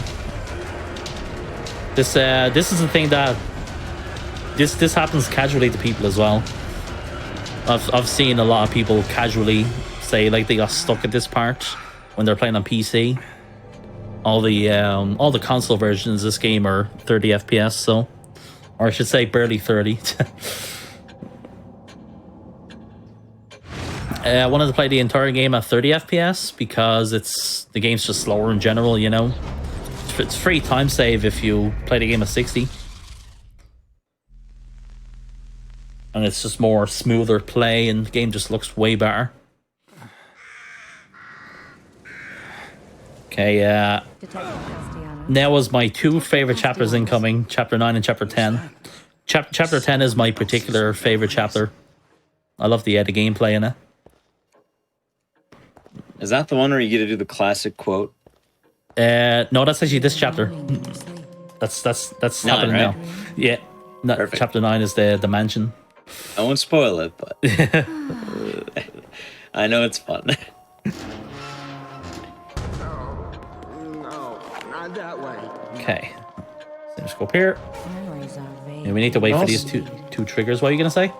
Oh, well, I have a moment actually while we're just chilling right now. I do want to say a special That is one why they thank must you cherish. and I guess just a special message as well, because if you don't know, I guess for GDQ chat and just for everyone here, today is our GDQ tech Richard's birthday. For at least a few more minutes on his end, I think. So happy birthday, Richard. Happy birthday, Richard. Feels birthday man. Yeah, he's done a lot of good work with the show throughout the time we've been doing it. So I definitely want to say happy birthday to that. Hell yeah. Richard's an awesome guy, man. You know, he's very helpful, so. Oh yeah. Alright. It's a Feels birthday, man.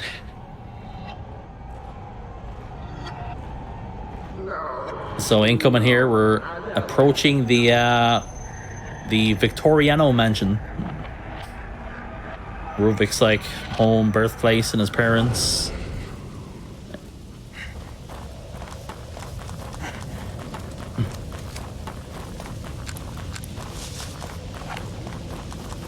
It's another big part of the game here. Wait. Be sure. Let me check my gel count. I think I've more than enough. I've never been here before, but how did they get here? Man, all the love for Rich in the chat. Feels good. Yeah, you know the Feels birthday, man. All right, you guys ready? All right, let's see it. Hey! Stop, damn it! Wow, what a mansion! Now what? Here we go. Okay, so the mansion here. So this mansion part is there's actually a lot to explain here. What do we have? So Ruvik spawns in this chapter and he comes after you. He's on a timer. The timer starts when just after you enter the mansion and you walk forward a little bit. You'll see like the chapter screen pop up. It says like chapter 9 and then the chapter name. Once that pops up, the timer for Ruvik for when he's about to spawn will happen, and he will spawn roughly between about a minute and 50 seconds to about 2 minutes and 10 seconds, somewhere around that. So we've got to do a certain amount of things before he spawns in. Let's go over here. We're gonna stealth kill this guy. He didn't even see us coming.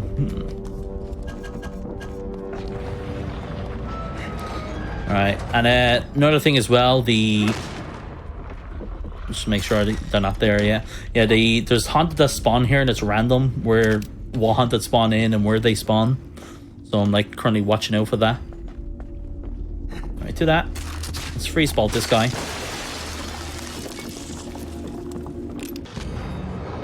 Alright. Yeah, so for the mansion segment here, we've got to collect 2 dials and we've got to complete 3 brain puzzles to progress. That's what we're currently doing right now. We've solved one of them. Let's do that. So Ruvik is probably going to spawn within the next maybe 20 seconds. Might be sooner. So I'm just trying to make it to this this spot before he does. If I can. Let's see if I can shoot this. There we go. So if Ruvik spawns here, he's going to block up the place we're about to go to. There we go. There he is. I see him. Alright. So this is actually just netted us a like 30 to 40 second time loss if this happens. So now we just gotta just let him chase after me for the next few seconds, whatever. It's if you want to do this very easily, just look behind you and just have him chase you like this. He's known to spawn in front of you, but if you have the camera behind you, he never spawns in front of you then.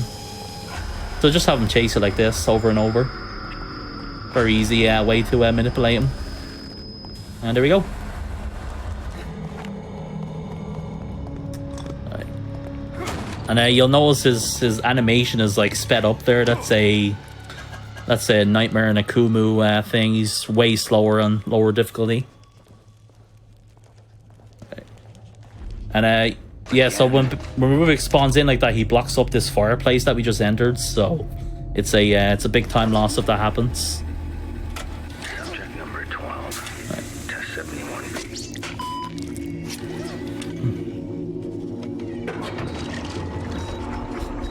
kind of nice. So let's say he didn't spawn in yet. He will spawn once I come back out here, and then I'll actually like sprint around and do everything else that we're supposed to do in the mansion as he's chasing me. Oh, Father. In a very certain way. Well, we don't need to do that now. We just need to run through.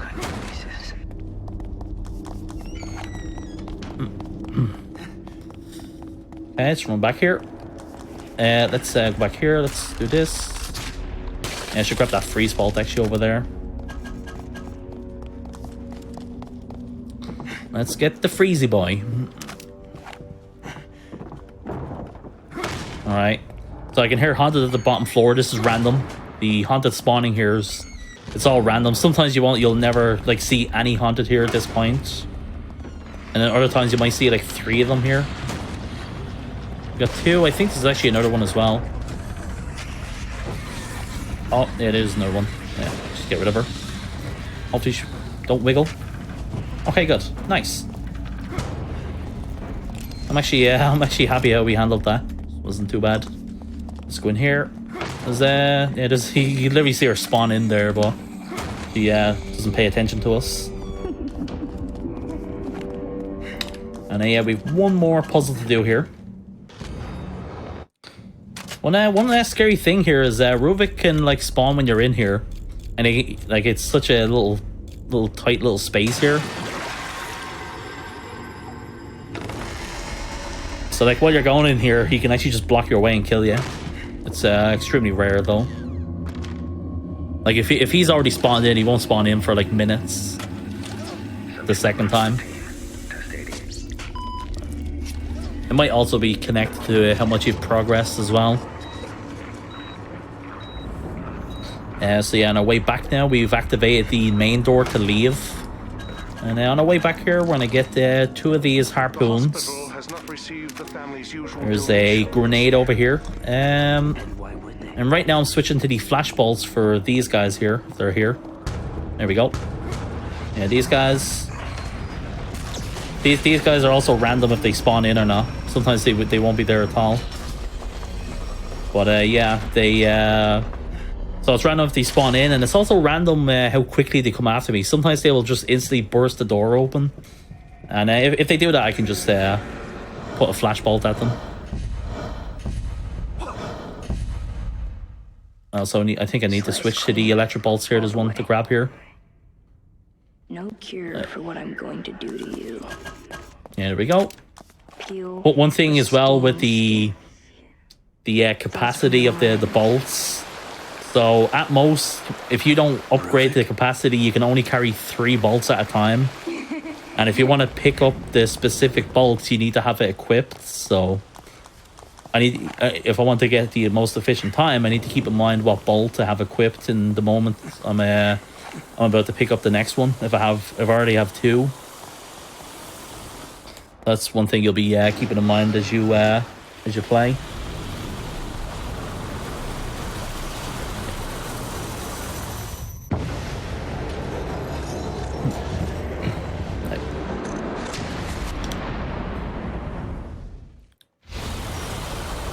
Alright, incoming here is one of my favorite things to show off. There's a nice little, I don't even know if you want to call it a glitch. But this incoming room here is going to have something interesting in it. So like, it starts to zone out here, and there's going to be a bunch of tripwires here. And for whatever reason, there's going to be a tripwire here, but it's not going to be like fully attached to the wall. And conveniently enough, this makes the room faster for us to get through. So just look at the tripwire at the bottom there. You can see it like it's there, but it's not fully connected to the wall. And this just conveniently makes it so we can just get by quicker. So I don't know if that's intentional, but hey devs, thanks a lot for the free time save.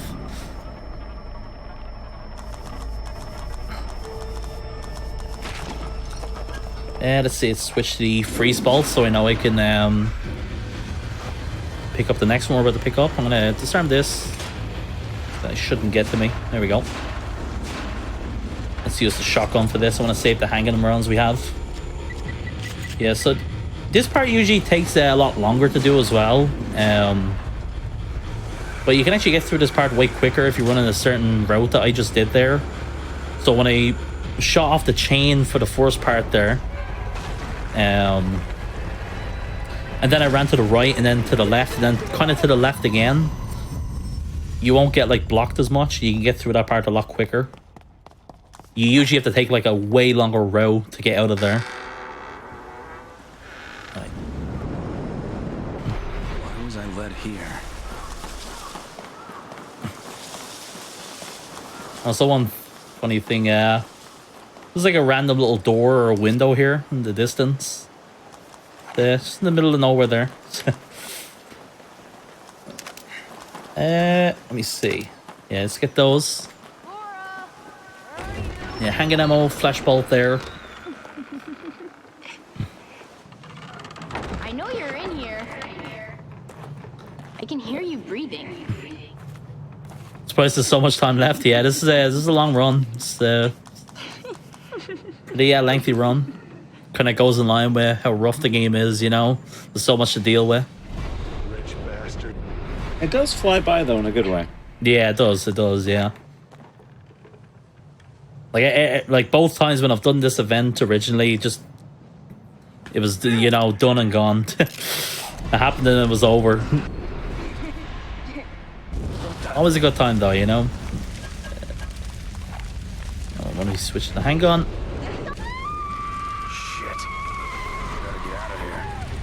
But that's why I'm just so happy to be able to show this off, you know, because I do think it's a pretty unique run. Also, if you're wondering about the handgun glitch, it doesn't work on these cranks as well, sadly.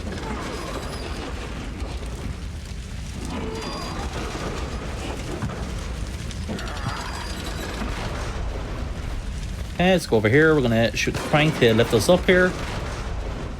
And incoming here is a barn fight. So this segment here will have 2 groups of 3 hunted that will spawn out. And you can do some certain mechanics here to do it very easily. So this first guy will spawn out. I'm gonna shoot him with the sniper, kill him. And I'm actually gonna use this guy's body now to burn the other 2. So that's the first wave now that we just burned. Alright, here we go. Now we just wait for the last guy to spawn out. Now if the game will let me just burn them. Right, there we go. That should be it. That should be the... There we go. Yeah, one little cool thing you can do is when they're like spawning out and they're trying to get up, if you like shoot them or hit them in any way, it kind of like resets their animation and they'll like lie back on the ground. Right. So yeah, incoming is chapter 10. This is one of the most brutal parts of the game, just like chapter 6. Like most people would say chapter 6 is the most difficult chapter. This chapter definitely is close to that. How many have you killed? I think we're pretty sure we're full on freeze balls right now. Does he mean Ruvik? Numbers are irrelevant. Aim walk here.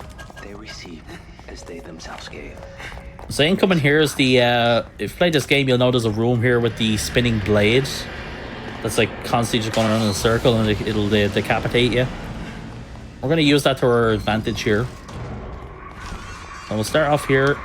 We're going to shoot that window there. That's going to attract 2 haunted into the middle of the room.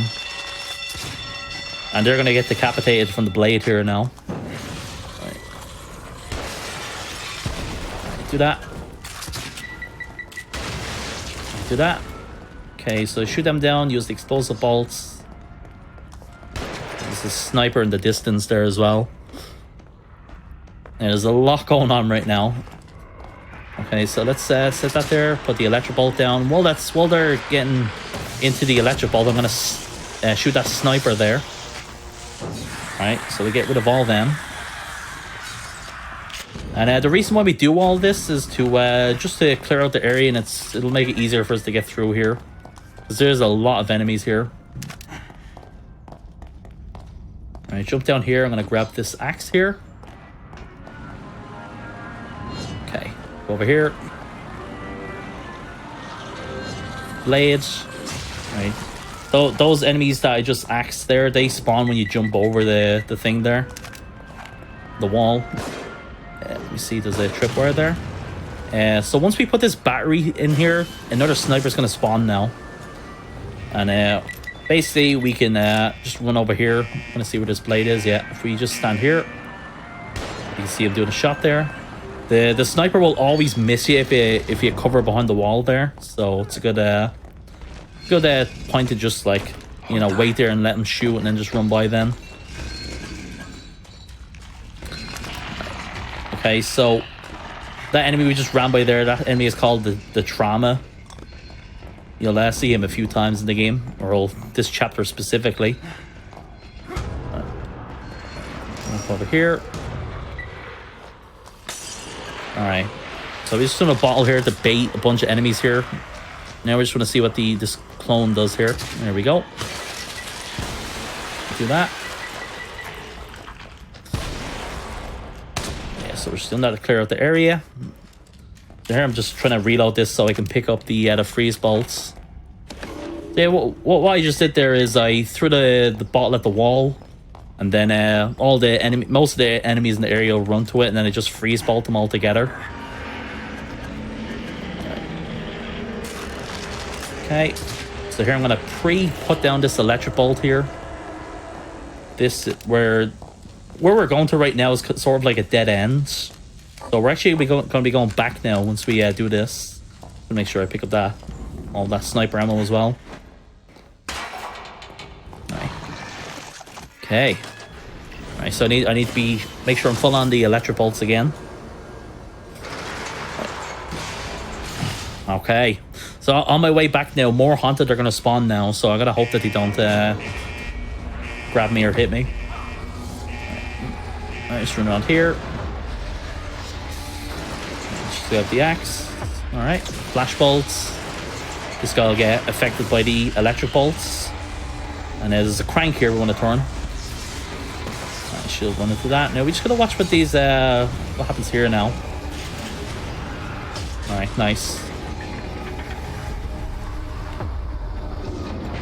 Okay, now we're just waiting for this thing to go through. Yeah, everything's very specifically timed here, so.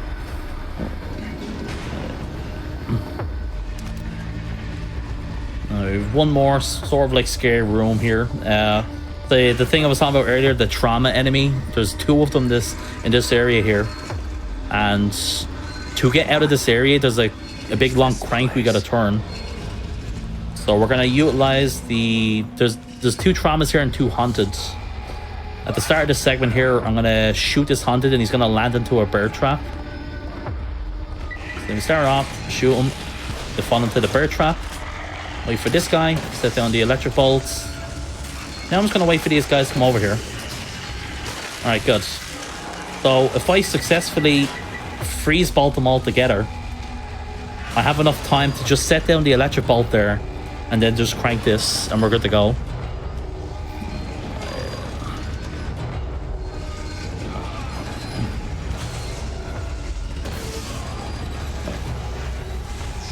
There we go. We get there's a flash bolt there. Also, you can see there's a crank there you're supposed to turn and that lifts up the blades there. But you actually don't need to do that. You can actually just crouch through it. The blades don't have that big of like a hitbox, I guess. Also, I want to shoot this right now. Alright. So that's that segment there, and there's that's the boss we were running from earlier. He's called the Amalgam Alpha. We'll be fighting him at the end of this chapter. And here we go again. Here's Laura. She's back again. We have one big giant segment with her here.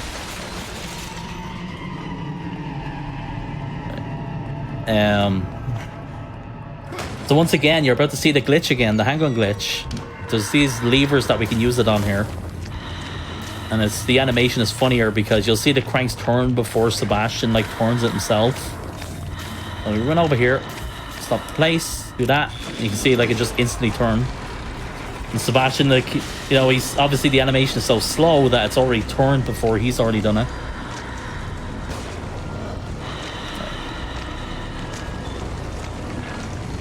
Alright, I think we should have enough time. There we go. There is a tiny chance Laura can grab me here, but it's really rare.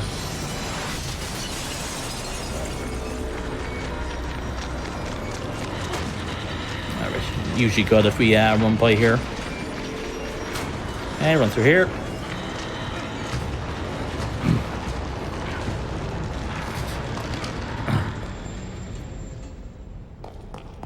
Is she crazy?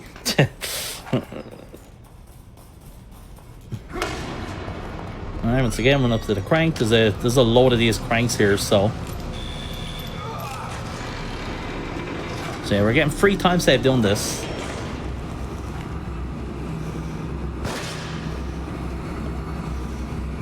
Alright, so now we're just waiting for this to go away. I'm gonna, yeah, let's grab this hanging ammo here.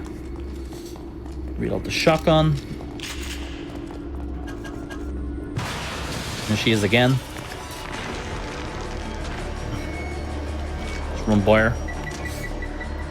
So instantly running here, there's another crank here. Ah, I didn't do it this time, never mind.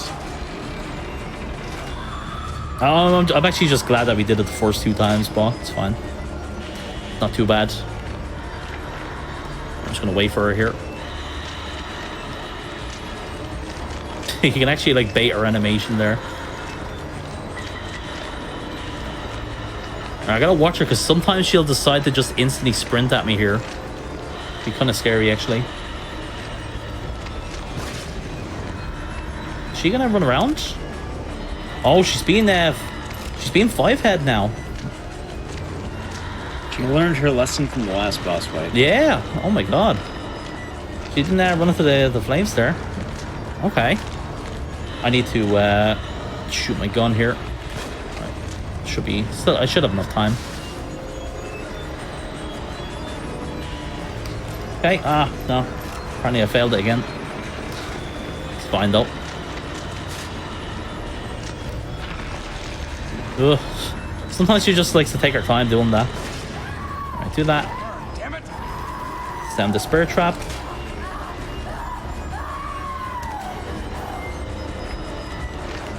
Oh, okay.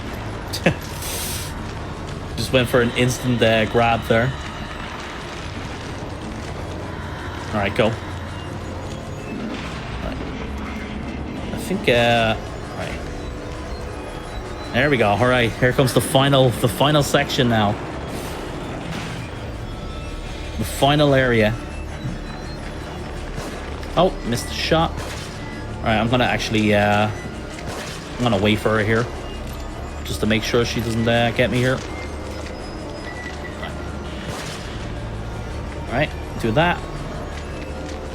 So yeah, for this section we need to shoot a bunch of these levers to make the flames go away. Ah, okay. She grabbed me like... She doesn't actually usually go for me that quickly. I don't know why she actually went for me that fast. It's fine though. We usually have way more time to burn her there. Let's do that again. Okay, do that.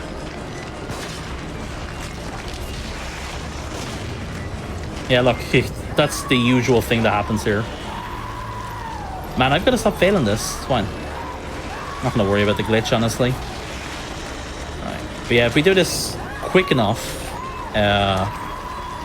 we will have enough time to, like, get behind her there and burn her.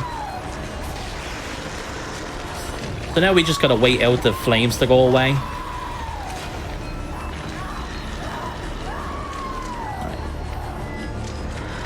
Alright. I assume I grabbed the other thing. Let's see. Okay, so yeah, my resources, ammo count is all good at the moment. It's all the way I want it to be. Incoming soon is the Amalgam Alpha boss fight, in which we'll mostly be using a good few sniper rounds, explosive rounds, some shotgun rounds as well.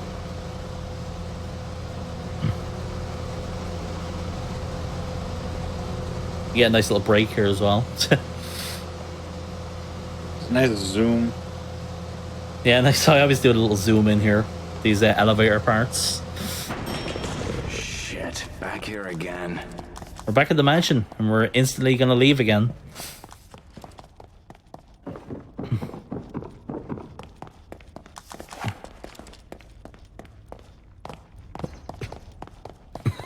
Thanks for the view.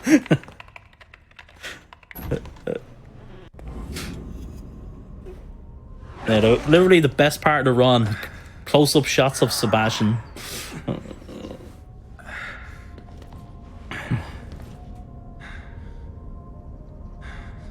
And yeah, you're just seeing Sebastian just like flop on the ground there from like nowhere. That happens a lot in this game. So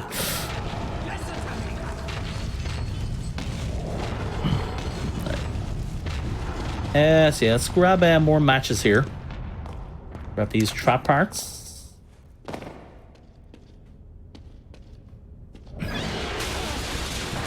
Jigsaw W.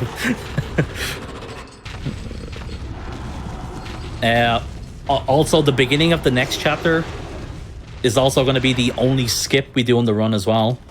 There is one skip we do on AKUMU, and it's happening in the next chapter, so exciting times.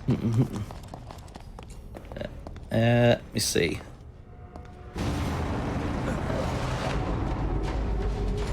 God damn it. Nice, so we're not gonna run away, we're gonna run into the boss. So, like I was explaining earlier, my own explosive bolts can kill me. So we're gonna be standing behind this pillar here or whatever. So I'm gonna be like setting out this explosive bolts. I'm gonna sit behind it just to make sure he doesn't hit me. I use the flash bolt there because he has like an eyeball. Just to make sure he doesn't hit me. Alright, do that. Throw grenades. Alright, hopefully he just jumps over. There we go. His movement here is kind of awkward, but it's fine. I'm gonna actually make sure we get him down here.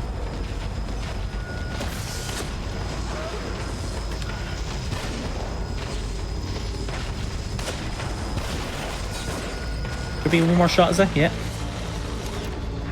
Alright, let me see. I'm gonna actually just run through here. That wasn't the best second phase there. The end of the part there, I usually would do 2 sniper shots and then a shotgun shot and 2 handgun shots. It's we kind of did it kind of out of order, I guess, but it's fine. So let me go back here. I just want to make sure I have a bunch of sniper ammo here. Grab all this. Get this electric bolt over here. Get this grenade, and we'll finish off chapter 10.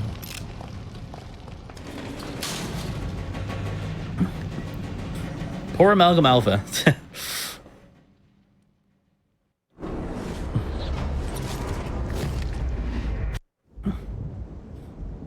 And chapter 11 here, this is one of the... This is definitely a brutal chapter as well. I'd say it's probably... I think it's the second longest chapter as well. It's a good like 20 plus minutes long.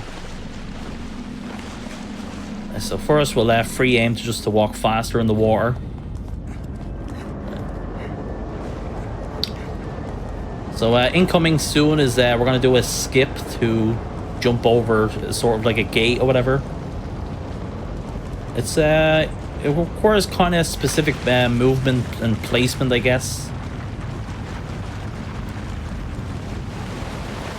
Yeah, I'd be surprised if I don't do it on the first try.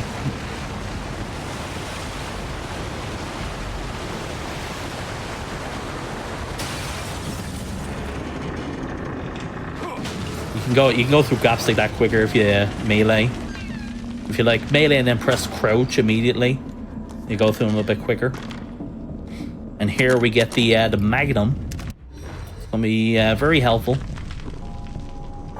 Yeah, we have full in flash bolts. Yeah, because I picked it up at that spot. Right.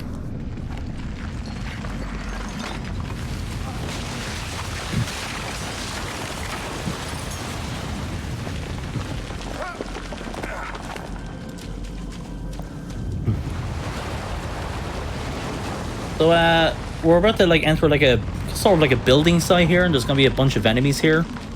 But yeah, like I said before, we can actually skip through this part.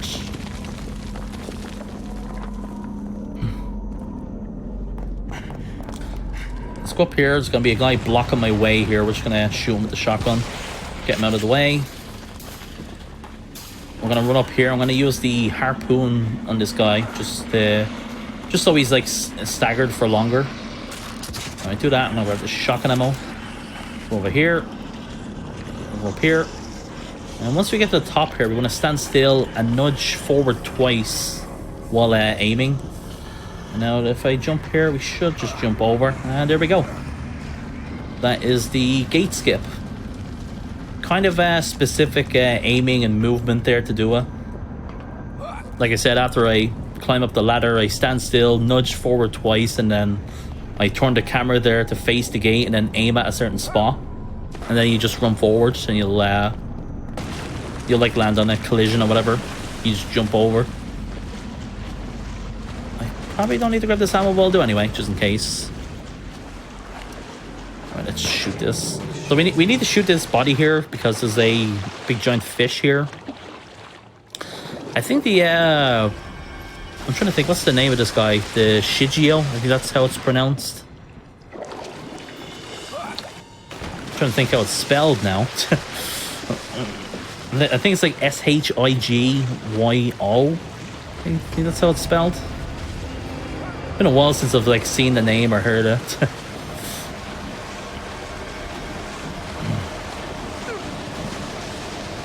Alright, so here the fish is here again. We're gonna just throw a bottle to bait it.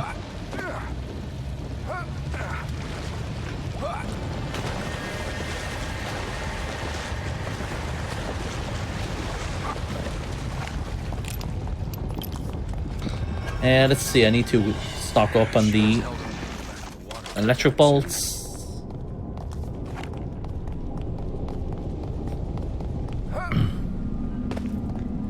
Yeah, so we're full on matches right now. It's good. We're gonna go over here. So here there's gonna be 2 Ruvik clones at this part. Do a very specific strat to handle this. So we get 5 Magnum rounds from that. If I didn't pick up the Magnum previously, it would spawn from that case. Which is bad because you would have 5 less Magnum rounds because it doesn't, you know, you're picking up the Magnum instead of the ammo.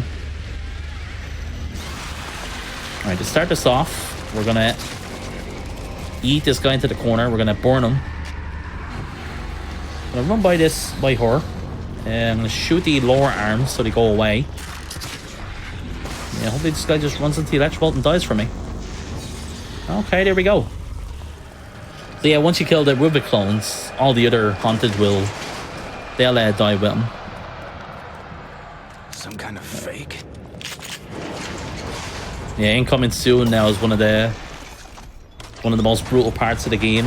I guess you would call it like a garage shooter segment.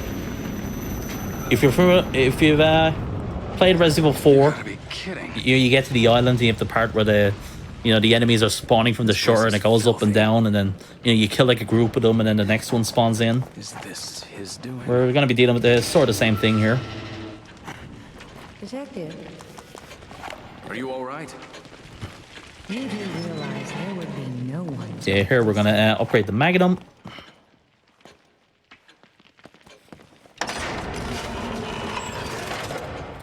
Yeah, so specifically I'm gonna get the stock up for the Magnum just so I can pick up all the Magnum ammo we're gonna get grabbed later. And here we're gonna get the damage up to level 3 and get the accuracy up. I'll get the fire rate up as well. I actually usually would just get the stock up, the damage up to level 3, and then the accuracy, because it is very easy for the shots to miss in this game.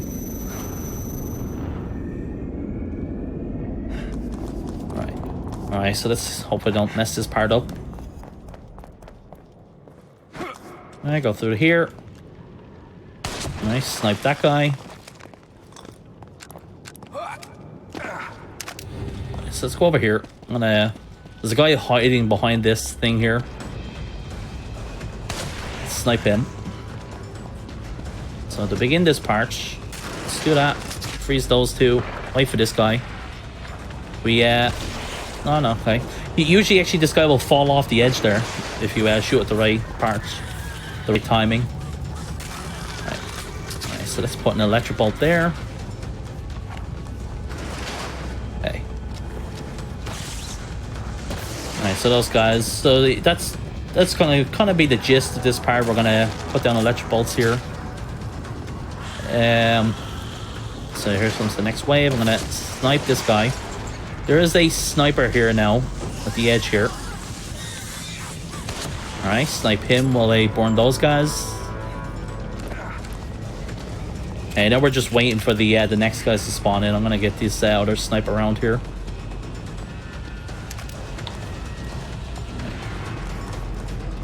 Alright, here we go.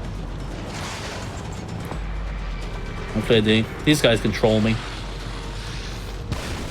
And like, sometimes they just don't want to like come at me at the same time. So like, you know, it's gonna be harder to shoot them with the shotgun together so I can burn them. And yeah, there's the last guy here that shooting us with the machine gun. I'm just gonna do this carefully. So yeah, we'll just wait here. Alright. Yeah, this guy can't shoot you like while you're throwing, like while you're crouched and throwing the grenade. Like your hand sticking up can actually get shot at, so I'm not gonna risk that. Alright, let's hope he doesn't get, this sniper here doesn't get me. Alright, good. Yeah, there's a pillar there blocking the sniper here, so if we jump at the right timing there, we can just do that. There we go. Alright. So incoming, there's a possible glitch here. There's supposed to be a gondola here, but sometimes it despawns. Let's see if it despawns. Yay, it's actually here. Yeah, sometimes this gondola just decides to despawn, and that happens as well. The enemies running into each other like that. That's another thing. Alright, I'm just gonna do that. Alright, let's see what happens here now. Oh, they actually got flashed. The enemies love to not get flashed here. They just love to ignore the flash at this part. But it actually worked. We didn't run into memes. Okay. Alright, chat. Here's everyone's favorite part of the game. The gondola part, shooting these guys down. Everyone loves this part, right?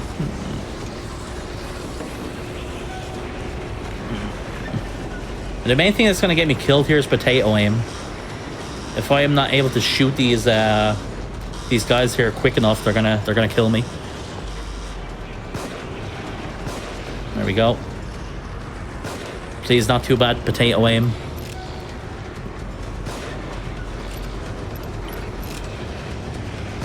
There we go. That's good. Good start.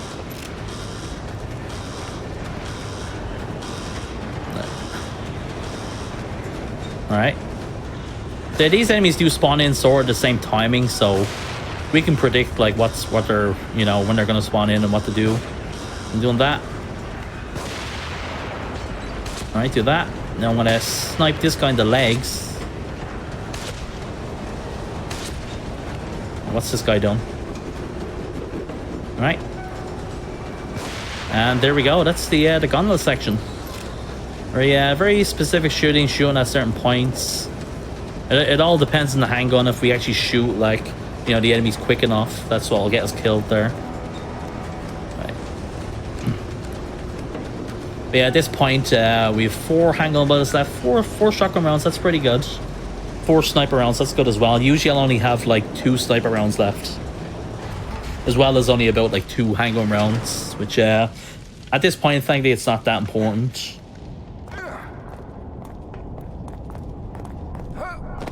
Let's go over here.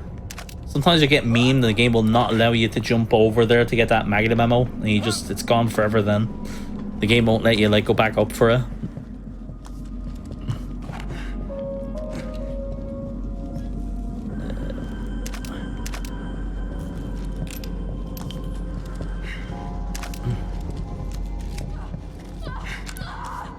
Kidman? Oh, here's that Kidman. We haven't seen Kidman in a while.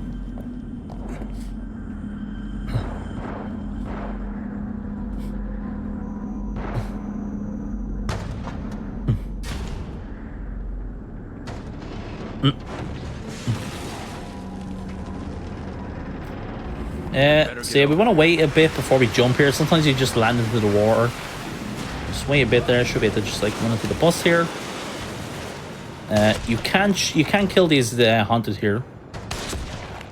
We're aiming to get to where Kidman is, so those haunted will be in that spot where we're going to. So you can actually kill them there, and there'll be less of them once we get up there. So I'll only do that if I have enough sniper rounds.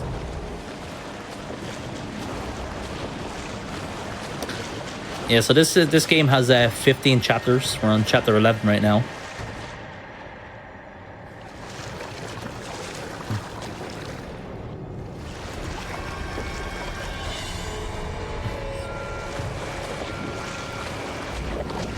All right. The fish is following us there, but very unlikely that it'll actually get us. I actually have had instances where he actually does just get me there. It's extremely rare.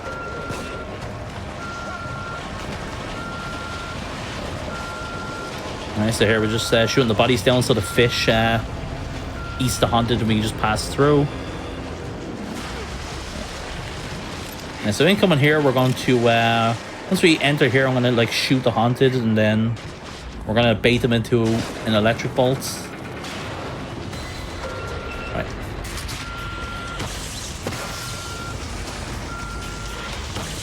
This guy,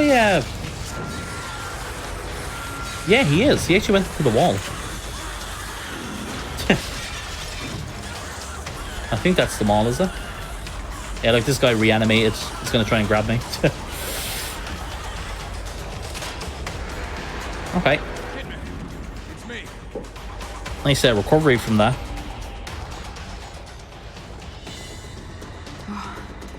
If you hadn't come along. So let's see. This part here, we just have a bunch of haunted spawning in. We can literally just run by these guys.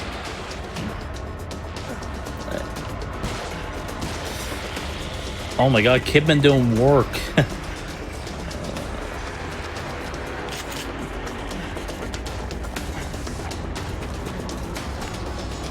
Alright, let's stamina regen until we... The game's gonna like make us just walk here. We can't we can't even like aim walk around in here. We have to just walk normally. You were at the church? Yeah, Joseph and I. He's in bad shape, or at least he was. Incoming here is incoming here is like one of the most despised parts of the game because it's just complete RNG. But there's gonna be a bunch of Roombas just randomly going around, and there's like spikes on them, so they get near me, it's over, you lose. And their movements are just completely random. So besides the beginning though, kind of besides the beginning is the most like consistent part of it. Or nearly consistent, I should say. The start of it, I can kind of like look at what the Roomba is doing and then adjust accordingly.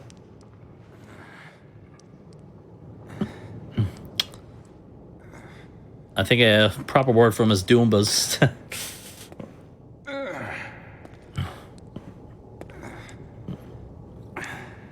What is that? Did you shoot me? I'm gonna craft 2 flash bolts. You attacked me. I'm sorry, but you're tainted now. You might try to stop me through you. Wait, what are you talking about? Bump, bump, bump. Okay, goodbye, Jennifer Carpenter. We shall see you later. So now we're just waiting for Leslie here. It's gonna trigger the scene here. Also, since you brought up the Doombas, which game has the worst Doombas? Leslie? This game or RE6? Leslie, is that you? Oh, wow. Cool, I might say RE6. It's hard to say. Like, I feel like they're more like just annoying in RE6 with the way they work, but... I think it's because they explode. Yeah, there is actually explosive Roombas in this as well. But they're not... Like, they're not all of them explode, so... Yeah, remember these have the saw blades. Alright, so let's see what this guy does. I should be able to just... Nah, never mind. I thought I could actually just get around him there. I thought it was like good timing, but apparently it wasn't. They call him the Doom Bus. Yep. And another thing as well, their movement is inconsistent on 60 FPS as well. Like they can either choose to be like really fast or really slow. So that's another annoying thing with the higher frame rate. Right. So yeah, let's run up here, see what he's gonna do. I'm just gonna wait for him. Is he gonna go up through the next area? Kind of like he's kind of doing a 60 FPS thing where he's like moving like slowly now. I could no, I'm not gonna. I'm gonna save the flashball that I have. I really want to save my resources as well at the moment. I'm gonna see what this guy's doing. Okay. This guy's like right at the end. That was okay. I usually can get through this part way smoother than that, but I'll take one death. Okay, use a flashball. There's a guy right here we can flash to kill him. So yeah, this part is like fully flammable, so any like weapons you use or anything, yeah, blows up the area. But we can use a harpoon, and we can use a flash. We can use a freeze bolt.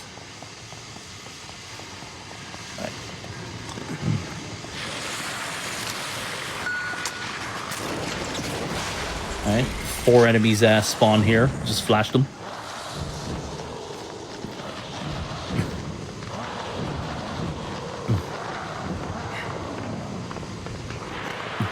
Yeah, let's craft more flash bolts. Joseph. Hey, there's Joseph. Yeah, so a neat little strat we're about to do for the next chapter now. We're going to pre-equip the Magnum. The next chapter is the chapter where we're on the bus. And there's like the big giant like spider or whatever chasing us. We figured out if you shoot the spider at the very beginning, it kind of like skips the phase of the fight with him. So he'll do like way less attacks, and particularly for this first phase that we do, the first part of it, he's gonna nearly instantly go off the bus for us here. Right. Obviously, as long as I don't miss the shot as well. We won't miss the shot though.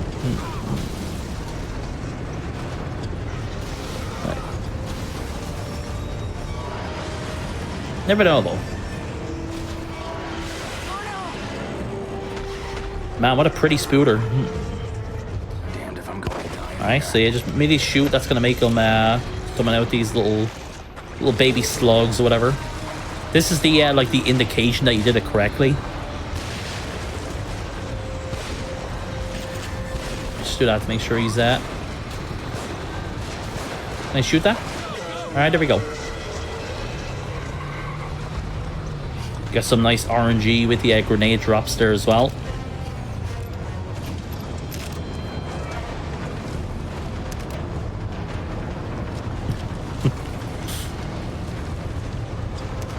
Oh no, it's coming for us.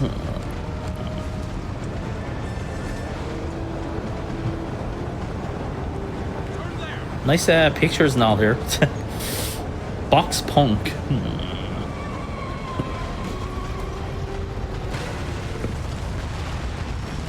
Right, I have a question. Does anyone have a flamethrower? We might need it for this. I don't know how long we'll be safe here.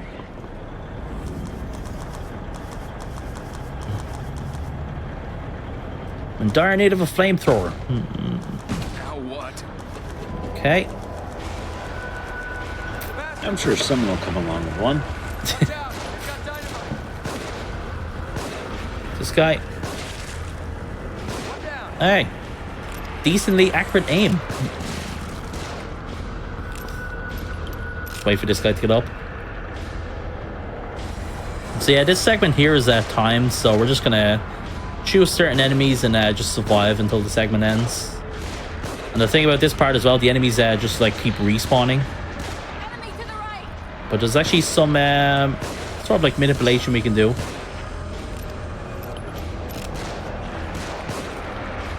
just trying to get rid of this guy. Okay, I think I can, do I have another? Yeah, I'll get a harpoon.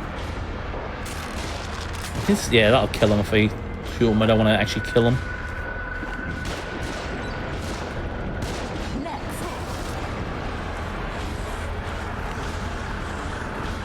Get to cover. Alright, that should get rid of him. He's gonna fall over, isn't he? I'd be shocked if he doesn't like fall down. Good night. Oh, it actually killed him, alright. I didn't want that to actually kill him. Okay, so right now we're waiting. There's gonna be 2 haunted that are gonna run towards me here. They spawn after you kill the soon after you kill the snipers. There's one.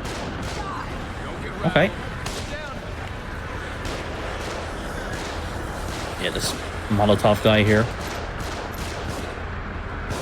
So the Molotov guy to my right now, he respawns, but this one doesn't. This guy here stays dead. Alright, there we go. Very nice. So now we just want to hide.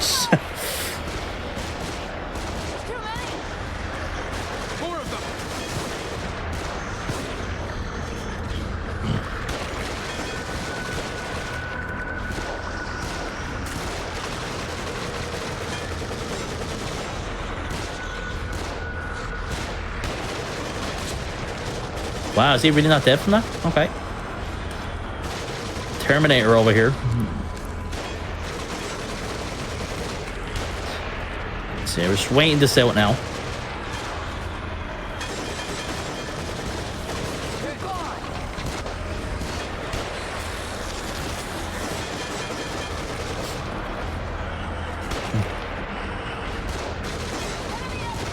Leave these ones to me. Alright, cool. This is the end of the segment now. Once you see the prompt pop up there in this guy here. This is another nasty part because it's like it's a long, kind of a long segment. There's no checkpoint in between. That was a close one.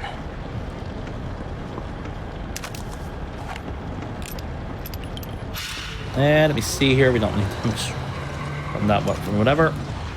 And like before, we're gonna pre-equip the Magnum. That's gonna skip the it's gonna skip a phase of the fight again. We're gonna see the spider incoming.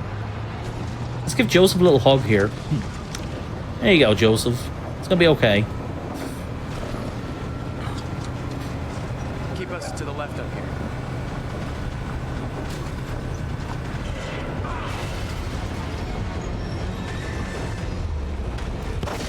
All right, Magnum. Like before, we'll use the grenade as well.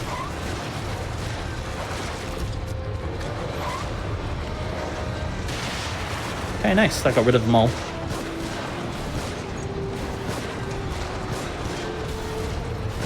So right now, I'm kind of hoping for staggers. Sometimes Joseph can stagger him, which will skip him like doing all these attacks here.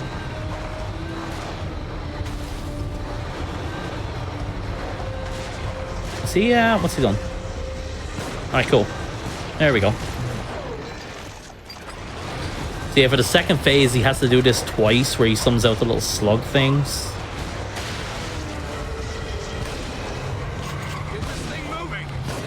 Alright, cool. Okay, very nice. There we go. I can just grab this. Grab all this sniper ammo as well. Let me see. So yes, we're gonna switch to the flashballs here. Very long shotgun ammo now that I'm seeing. It should be fine though.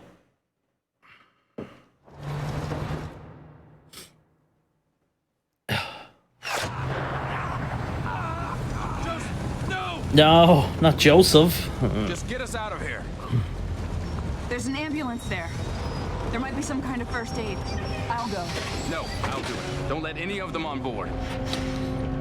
We're the protagonist. Of course we're gonna do it. Yeah, so here we're going to start this off, we're going to use a flashball to stagger these two haunted here. Shoot this bomb in the wall so it doesn't blow us up as we run by. Alright, flashball those guys. And we should be able to just run by everything from here. If we're lucky. Watch out. Okay. There's a nice little thing we can do coming up here. The game kind of expects you to do a thing here, but you don't actually have to do it.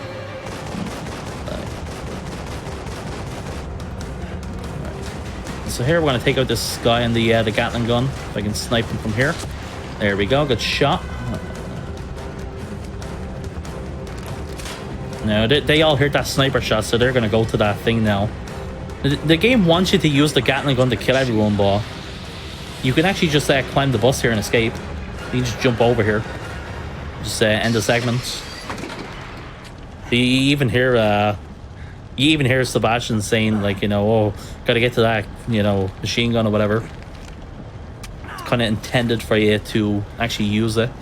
But now you can actually just climb the, if you run to sort of the front of the bus, the edge of it, the side of it, you can jump over. Let's get out of here fast. I'm gonna push through. It's gonna get a lure up.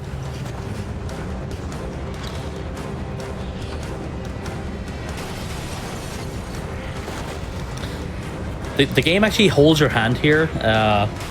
There's a truck on our way here, but the game actually turns for you if you don't do anything. I didn't do anything there. The game actually turned to the right for me. Nice game.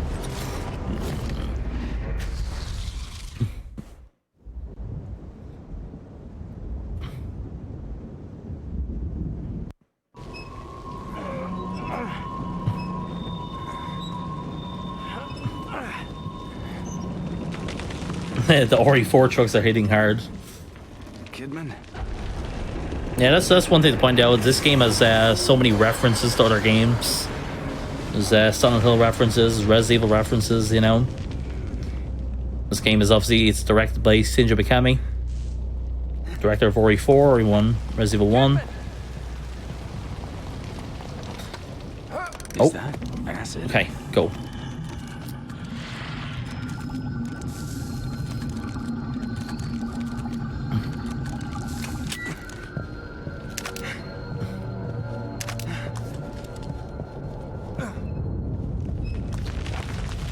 Okay, incoming here. I want to get another flashbulb here. Jesus. What could cause this much damage? Is that a subway sticking out of the ground? Yeah, but look how it's positioned. If we can get over there, we might be able to use it to get across. Yeah, well, one thing with this game is there's so much like downtime in this game, which is why it's like so long. Let's actually grab this hanging ammo.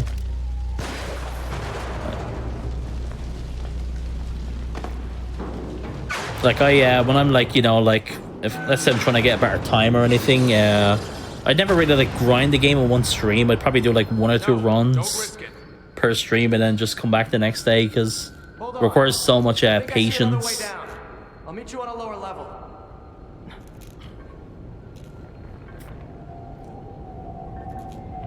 Okay, let's run through. The incoming here is the apartment section. So this part here, we're about to see like the keeper walk by here. This makes me, it always makes me think of the scene in Silent Hill Homecoming where Pyramid Head walks by. Oh yeah, similar thing. My favorite part about that game is that Pyramid Head doesn't even like do anything. He just walks by. He doesn't do anything, and then he's like in an ending or whatever. He's literally just cashing his paycheck. Actually, I should have. I think I can still freeze bolt them. I did that like a little out of order. I was supposed to freeze bolt them first and then disarm the thing, but I think we should be fine. Nope, I need to reload. I got collision blocked by a thing there. It's fine. Checkpoint's right here, so. Okay. Yeah, so go over here. Do that. Freeze bolts. Okay. Now, just run through here. Set this electric bolt from here. And a bait and an animation from that guy. And hopefully, yeah, this is very good RNG. this strat is pretty consistent, but we just got like really good RNG, so very happy about that. But yeah, what makes that part consistent is the timing of where we set down the electric bolts. Right, so we wait for this guy, and here comes the keeper again here. Let's set that there.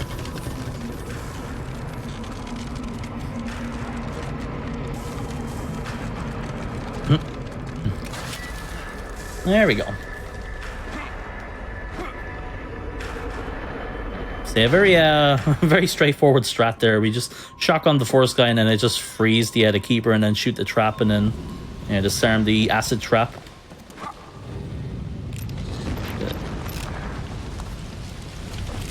The area, the top floor apartment there is a really scary room to do. There's so many enemies in that room.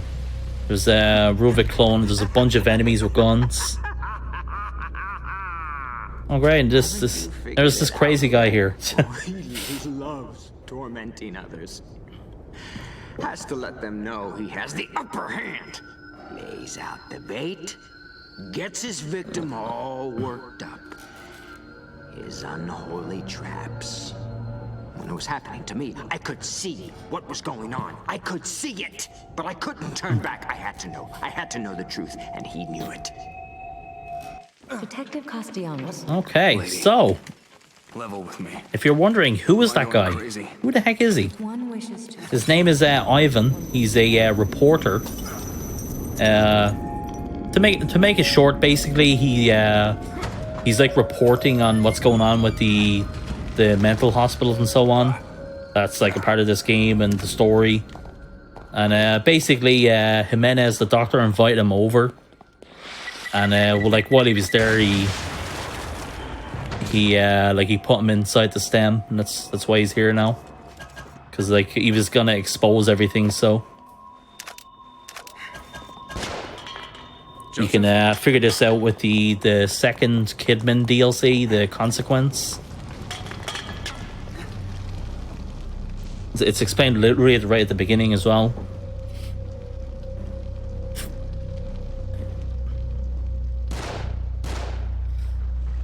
Oh. Keeper chasing Joseph.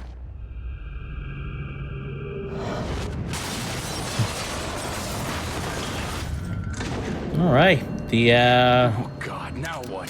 The Roombas are back again, but thankfully they're not as bad here. Not as annoying now. Right, let's hope I can shoot this. There we go.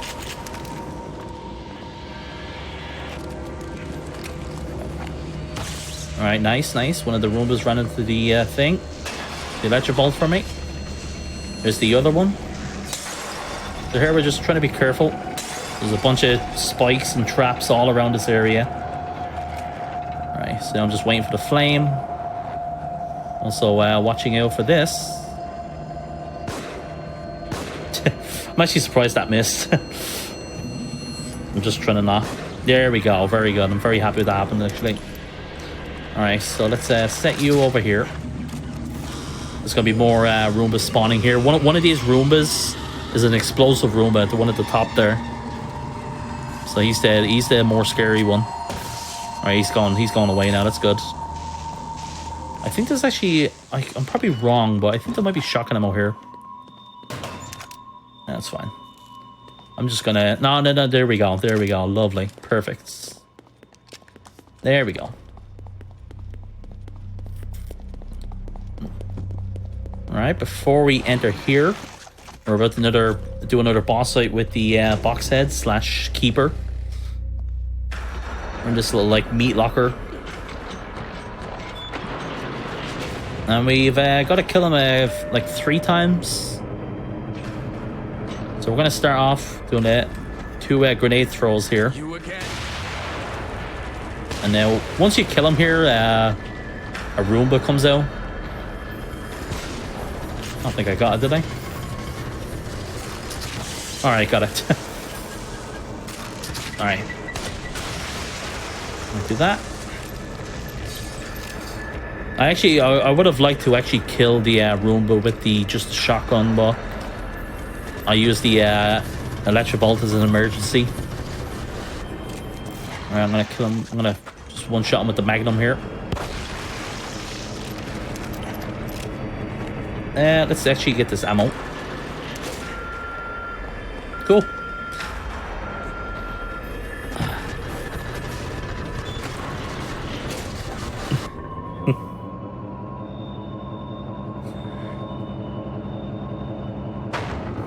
Yeah, I have to say, I think Chapter 13 is one of my favorite parts of the game as well. I really like Chapter 13. Fuck. Yeah, we still have a bit to go, guys, but yeah, I just want to say big thanks to you all for being here. I hope you guys have enjoyed the run so far. Been really fun, you know? Showing off. It's been a fun run so far. Yeah. I hope I was able to show some cool stuff off to you guys.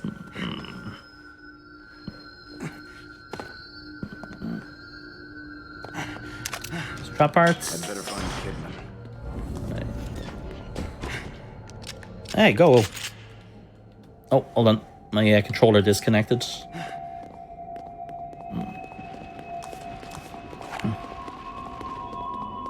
I'm amazed it took this long for the controller to disconnect randomly. I'm hoping that's not like a sign for things to come. Right. Okay, last two chapters now. We've only, I haven't counted how many times we died. I think it might have been 4. I think it might have been 4 deaths we have. Which one of them was me not paying attention.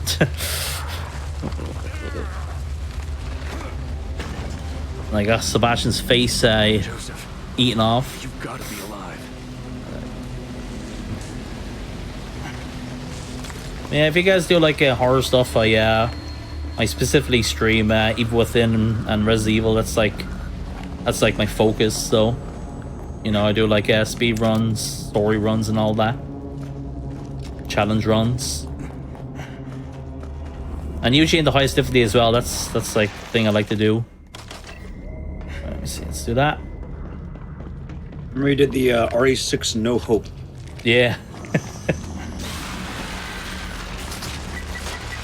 Let's do that. Yeah, Ecdycis there. Ecdycis has recently gone to RE6 as well. He did all the 4 snares together.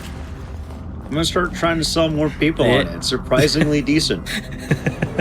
It really is. Like when you get into it, it does get like a lot better. You know, that's what I enjoyed about. Like I really enjoyed like learning the mechanics and then playing on No Hope. I'm scared of No Hope, but it is a fun game. Yeah. Yeah, I think you're also for Evil Within. For anyone wondering context, it's always kind of neat to see. Because, you know, when you're watching a speedrunner, like you can never really tell, like, oh, like how good are they at the game. I'm pretty sure Jigsaw's AKUMU time is better than my like regular any percent time of this game. Yeah, it's a hard game, even on the easiest difficulty. You're completely right. And it's even harder now with the game being more the casual difficulty run is way more optimized like than AKUMU. You know, there's more like very straightforward strats, I guess. Look at this guy come after me. This guy's like 1 HP.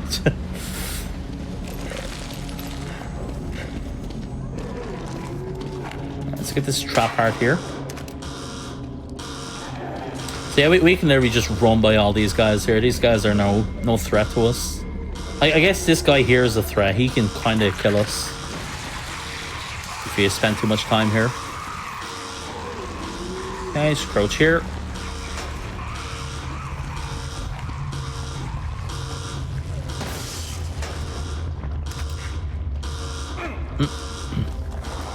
Yeah, so there's like a trigger here. We want to run to the side here. I've noticed if I once I turn around, if you run to the wall on the left there, it'll consistently trigger the enemies to spawn out there. So I'm purposely, please don't hit me. I'm actually surprised that got me, but the reason I died there is because the timing of me reloading, So in this game, if you press the free aim while you're in water, you walk faster. And I literally just I reloaded at the wrong timing because you can't sprint when you're reloading, so, or when you start the reloading animation, so, or well, actually no, it's because I'm in water as well. Right. I thought it would have been fine actually there though. Yeah, there we go, crank. There we go, there's the crank glitch again.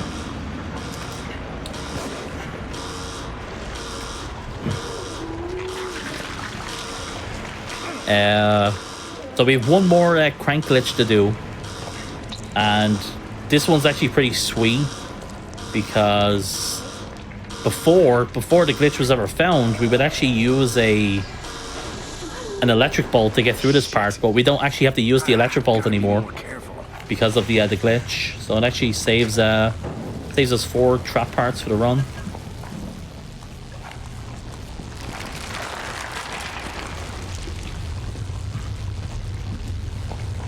Shimmy through here.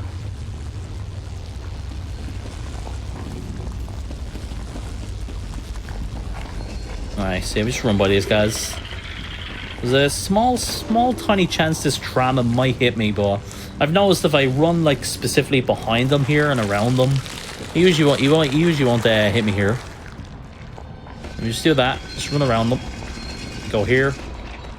And hopefully I don't mess up the timing here. And it should be fine. There we go. Now we just run by him. Shoot him. He will usually grab you. Yeah, very specifically timed that is. Right.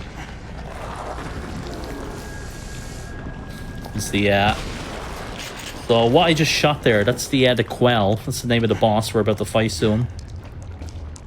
Give me that. And yeah, there's like a sort of like a pre-scripted segment there, but you can actually shoot him there before he actually grabs you, and skips the whole like scene. Also, I'm gonna switch the handgun for the Magnum here. Shit, this is dead. For this fight here, just so I can quickly switch to it. Damn it! What am I, an electrician? So the Quell boss fight here, we're going to start off with the electric bolts, in which we do want to actually wait a second before we set it down, because if you set down the electric bolt immediately when the fight begins, the Quell will do like a certain animation which he doesn't get affected by the electric bolt as quickly or for as long. So we want to just wait a mini second before we set it down. All right. So we do 4 shots and wait. All right, we did that. All right, there we go. Cool. Good fight. I should have actually, I could have actually shown a funny animation there, but it's fine. So that's the Quell boss fight. So the Quell fight has 2 phases. The first phase, he just comes after you, but when you take a certain amount of his health off, he'll enter phase 2, and then he jumps up into the ceiling.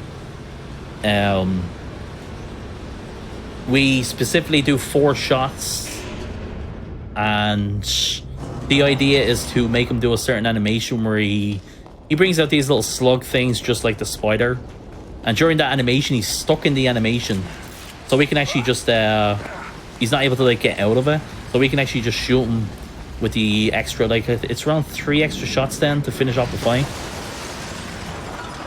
So like 4 shots first, and then we wait for him to do the animation, and then while he's stuck in that animation we do 3 shots then, and that'll finish him off.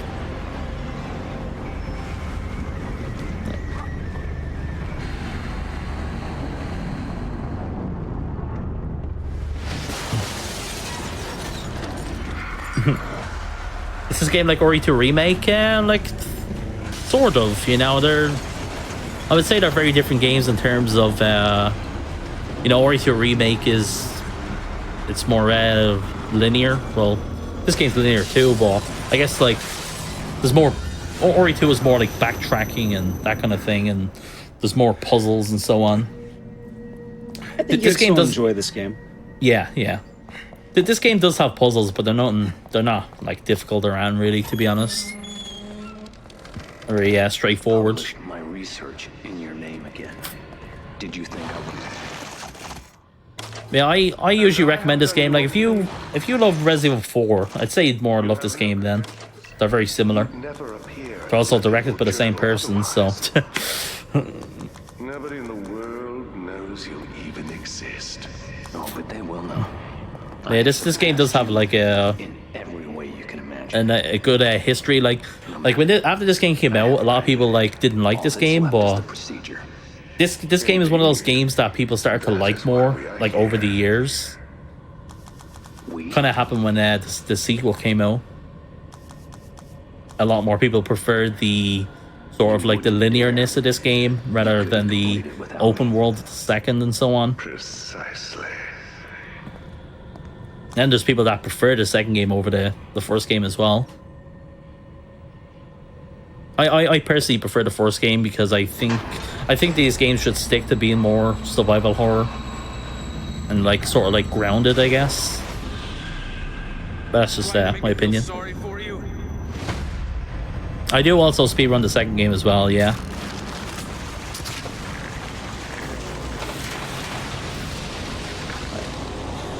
Okay. Alright, so just like chapter 5, we do the same thing here.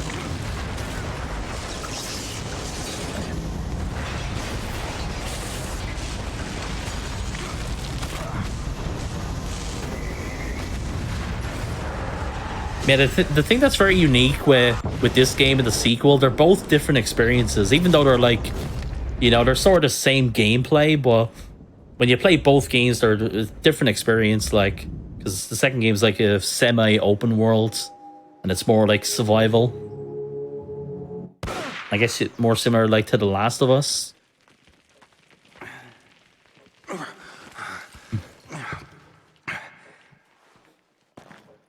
I would say the second game is more accessible than the first game as well.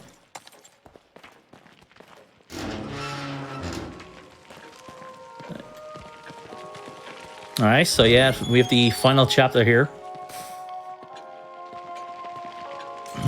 Nobody here at all?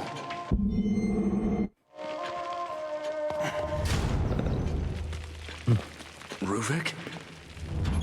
Losing our minds. Losing our minds. Leslie's dialogue, man. Losing our minds. Losing our minds.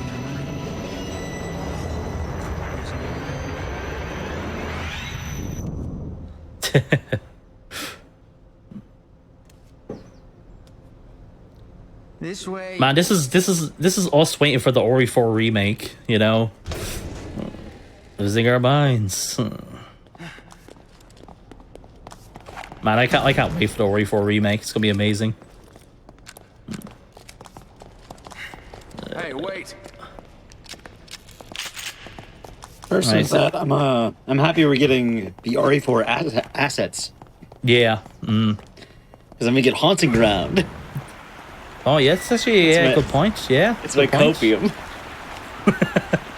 Can we get Haunting Ground remake, please? Yeah, and then there's Dino Crisis, you know.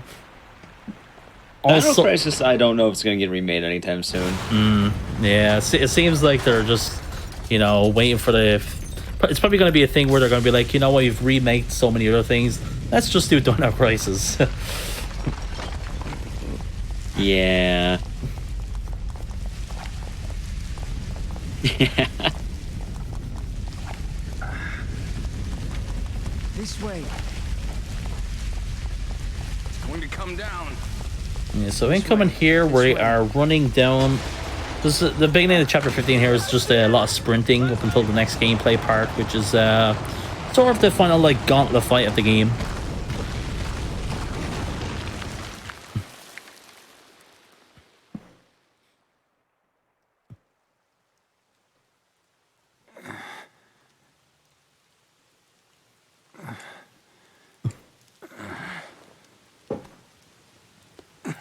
And here we are back at the mental hospital again.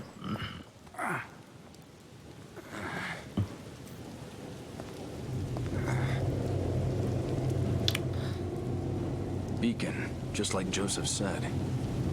So yeah, the whole reason why we're like coming back to the beacon here, like throughout the whole game, we've been protecting Leslie from Ruvik, because like Ruvik wants to escape from STEM.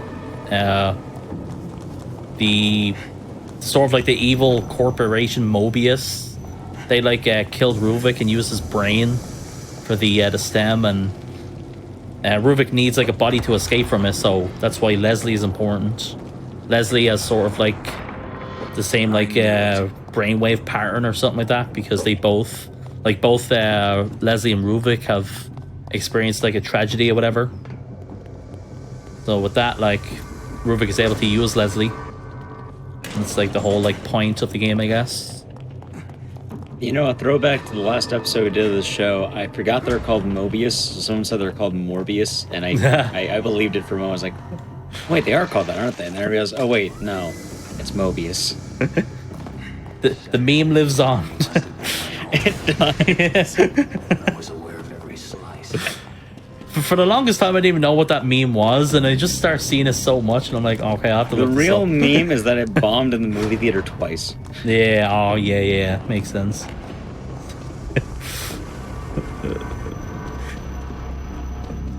Yeah, here we are back at chapter 1 again here, but we can actually sprint this time. You don't get to hobble again?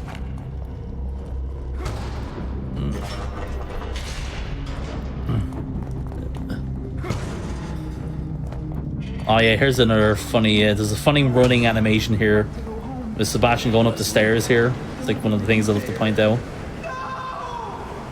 Right. Just look at that animation, it's so goofy. It's all like cartoony.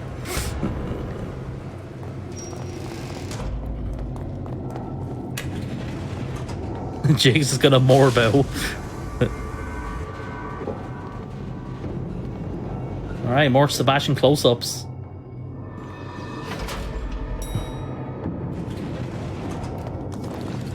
Don't worry guys, there's another Sebastian close-up coming as well in a bit. We all love the Sebastian close-ups.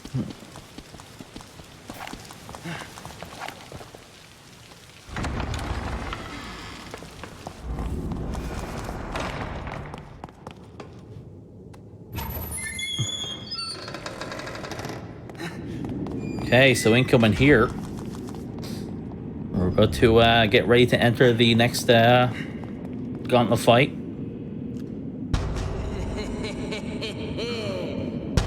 Damn it! This is the reporter again I was talking about earlier.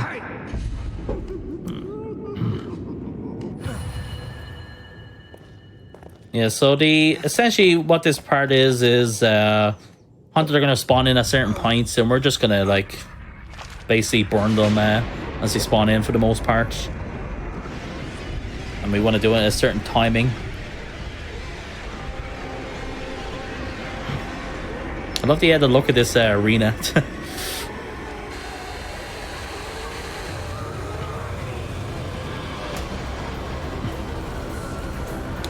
Alright, we'll start off. Immediately run up here.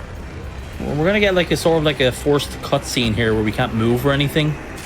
So while that's happening, we just set down an electric bolt there. So these first 300 will get staggered from them. Or 4 of them, I mean. Alright, we burn them. The next group is gonna spawn from the other side here.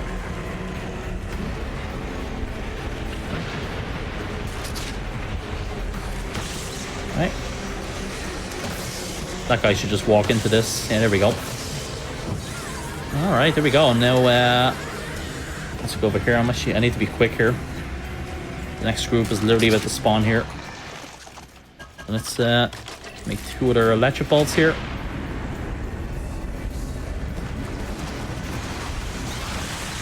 There's 4 hunted spawning here. Can I get the mimic? Nope, it's fine. I have the emergency freeze bolt in case he doesn't get burned.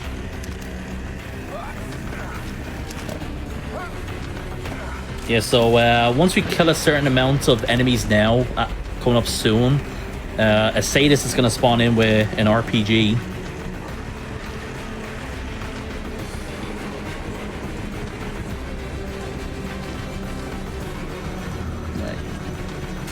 set that there. I'm gonna buy another electric bolts as an emergency, just in case.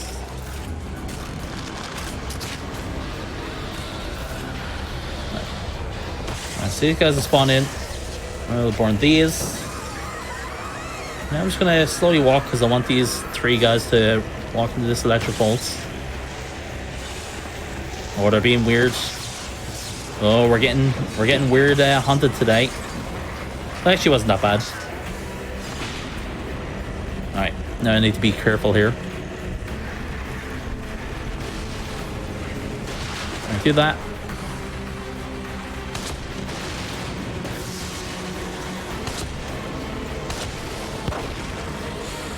Fine, hopefully. Alright. There we go.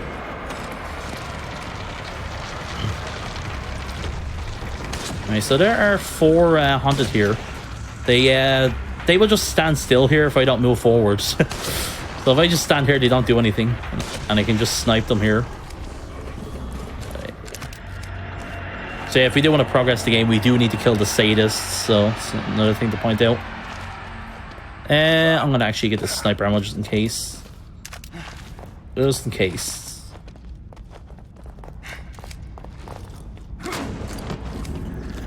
Yeah, this is AKUMU difficulty.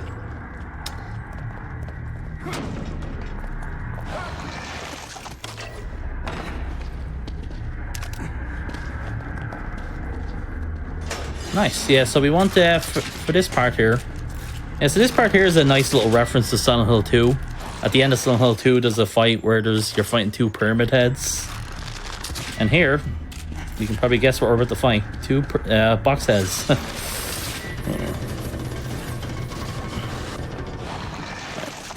Let me see.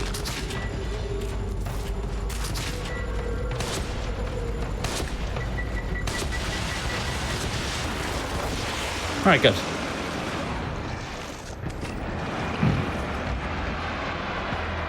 Just in case. Yeah, so usually I'll be using like 6 explosive bolts there. And then I do 4 sniper shots and then just 1 magnum shot to the keeper on the right. You cannot keep me here.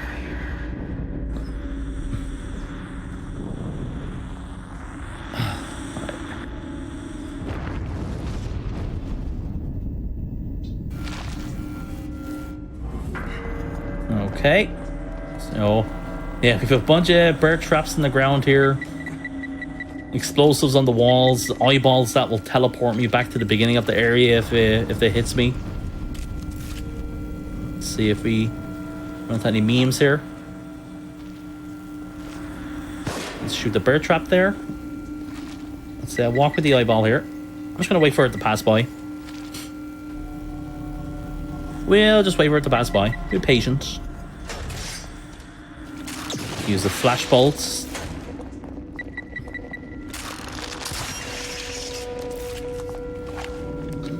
Okay.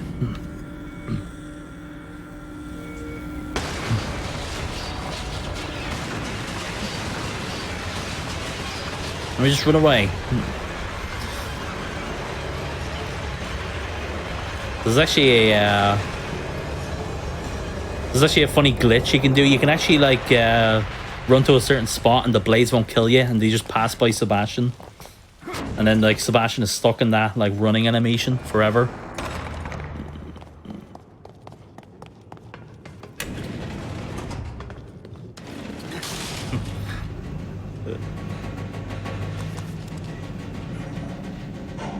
Okay, now we can chill. There's that zoom again. Yes.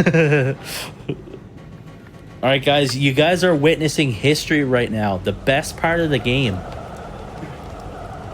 A long close-up elevator section with Sebastian. I'm never riding in an elevator again. The lantern is gone, so I can't use it to brighten up his face.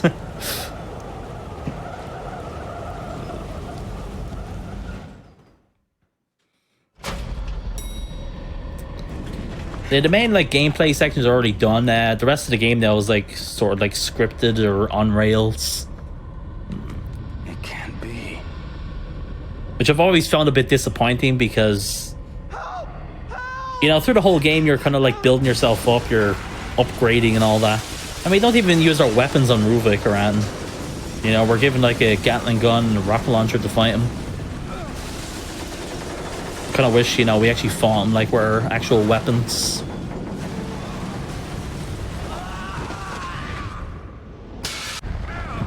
Oh.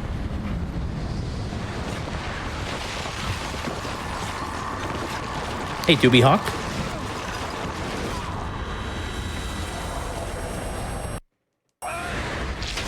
Oh yeah, here's something funny to point out.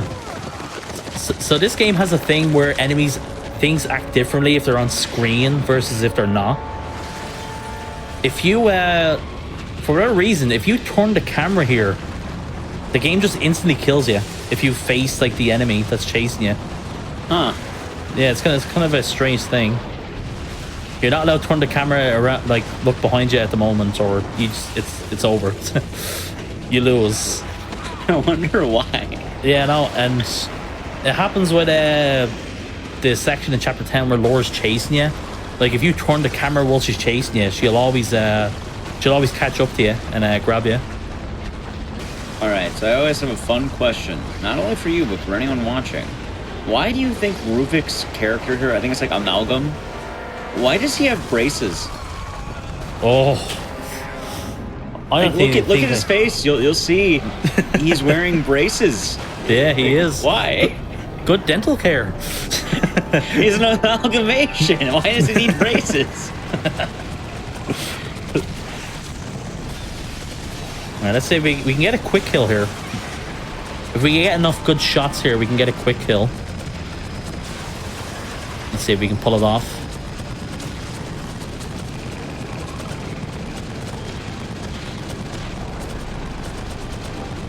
Alright, get rid of that.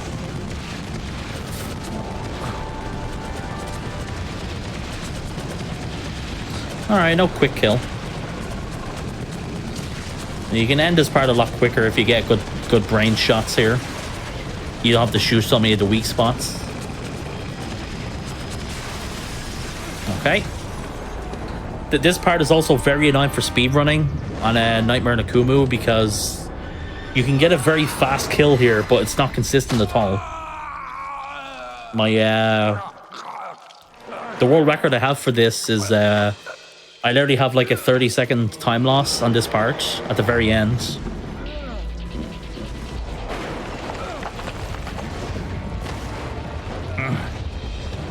Do you have to get it first try on AKUMU, or they give you like enough bullets for multiple attempts?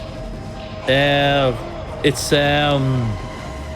like, well, if you die, like it just resets to, you know, however many that they give you. That's good at least. Alright, so we start off. Hopefully I can get no headshot at the beginning. Let's see if I there we go. Nice headshot.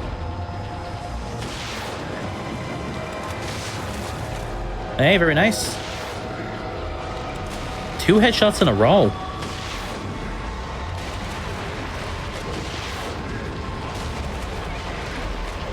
Let's see if what this is to him. I think if I get another headshot, that should finish it. Maybe. No. Okay. Okay.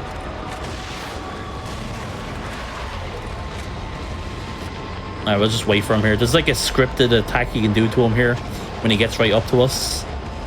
So you just wait here. He yells at us or kind of like screeches at us, and we just shoot him in the head there.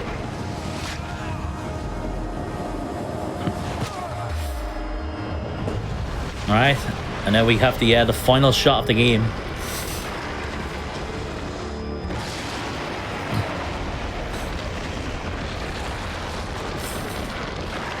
Oh, you broke his braces. Yeah.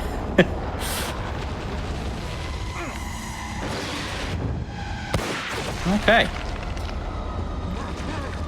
So funny thing there. I've lost like deathless AKUMU runs to that shot at the end there. So I've like done the whole game deathless, and then I messed up the shot there because you don't have much time to react to it on Nightmare and AKUMU. You have all the time to react to it on lower difficulty. But yeah, guys, that's been Evil Within AKUMU. We still have a bit of time before the game ends here, but yeah. The run's pretty much done in terms of what we'd expect for estimate and all that, though. Yeah, you're gonna see how long it takes to finish off the game here. Yeah, we still have the timer going because of the final action coming up, but it was a good run. Yeah, this run was actually went a lot better than I thought it would. So, and I'm very happy we pulled off like all the new strats in the game. We pulled off like the one in Chapter 6. So I'm actually really happy about that. But yeah, guys, I hope you guys enjoyed the AKUMU run. If you would like to check out my channel, feel free. I speedrun this game all the time. I do speedruns for all Evil Within content. I also do Res Evil runs and so on. When's time, by the way? After I skip the first cutscene here.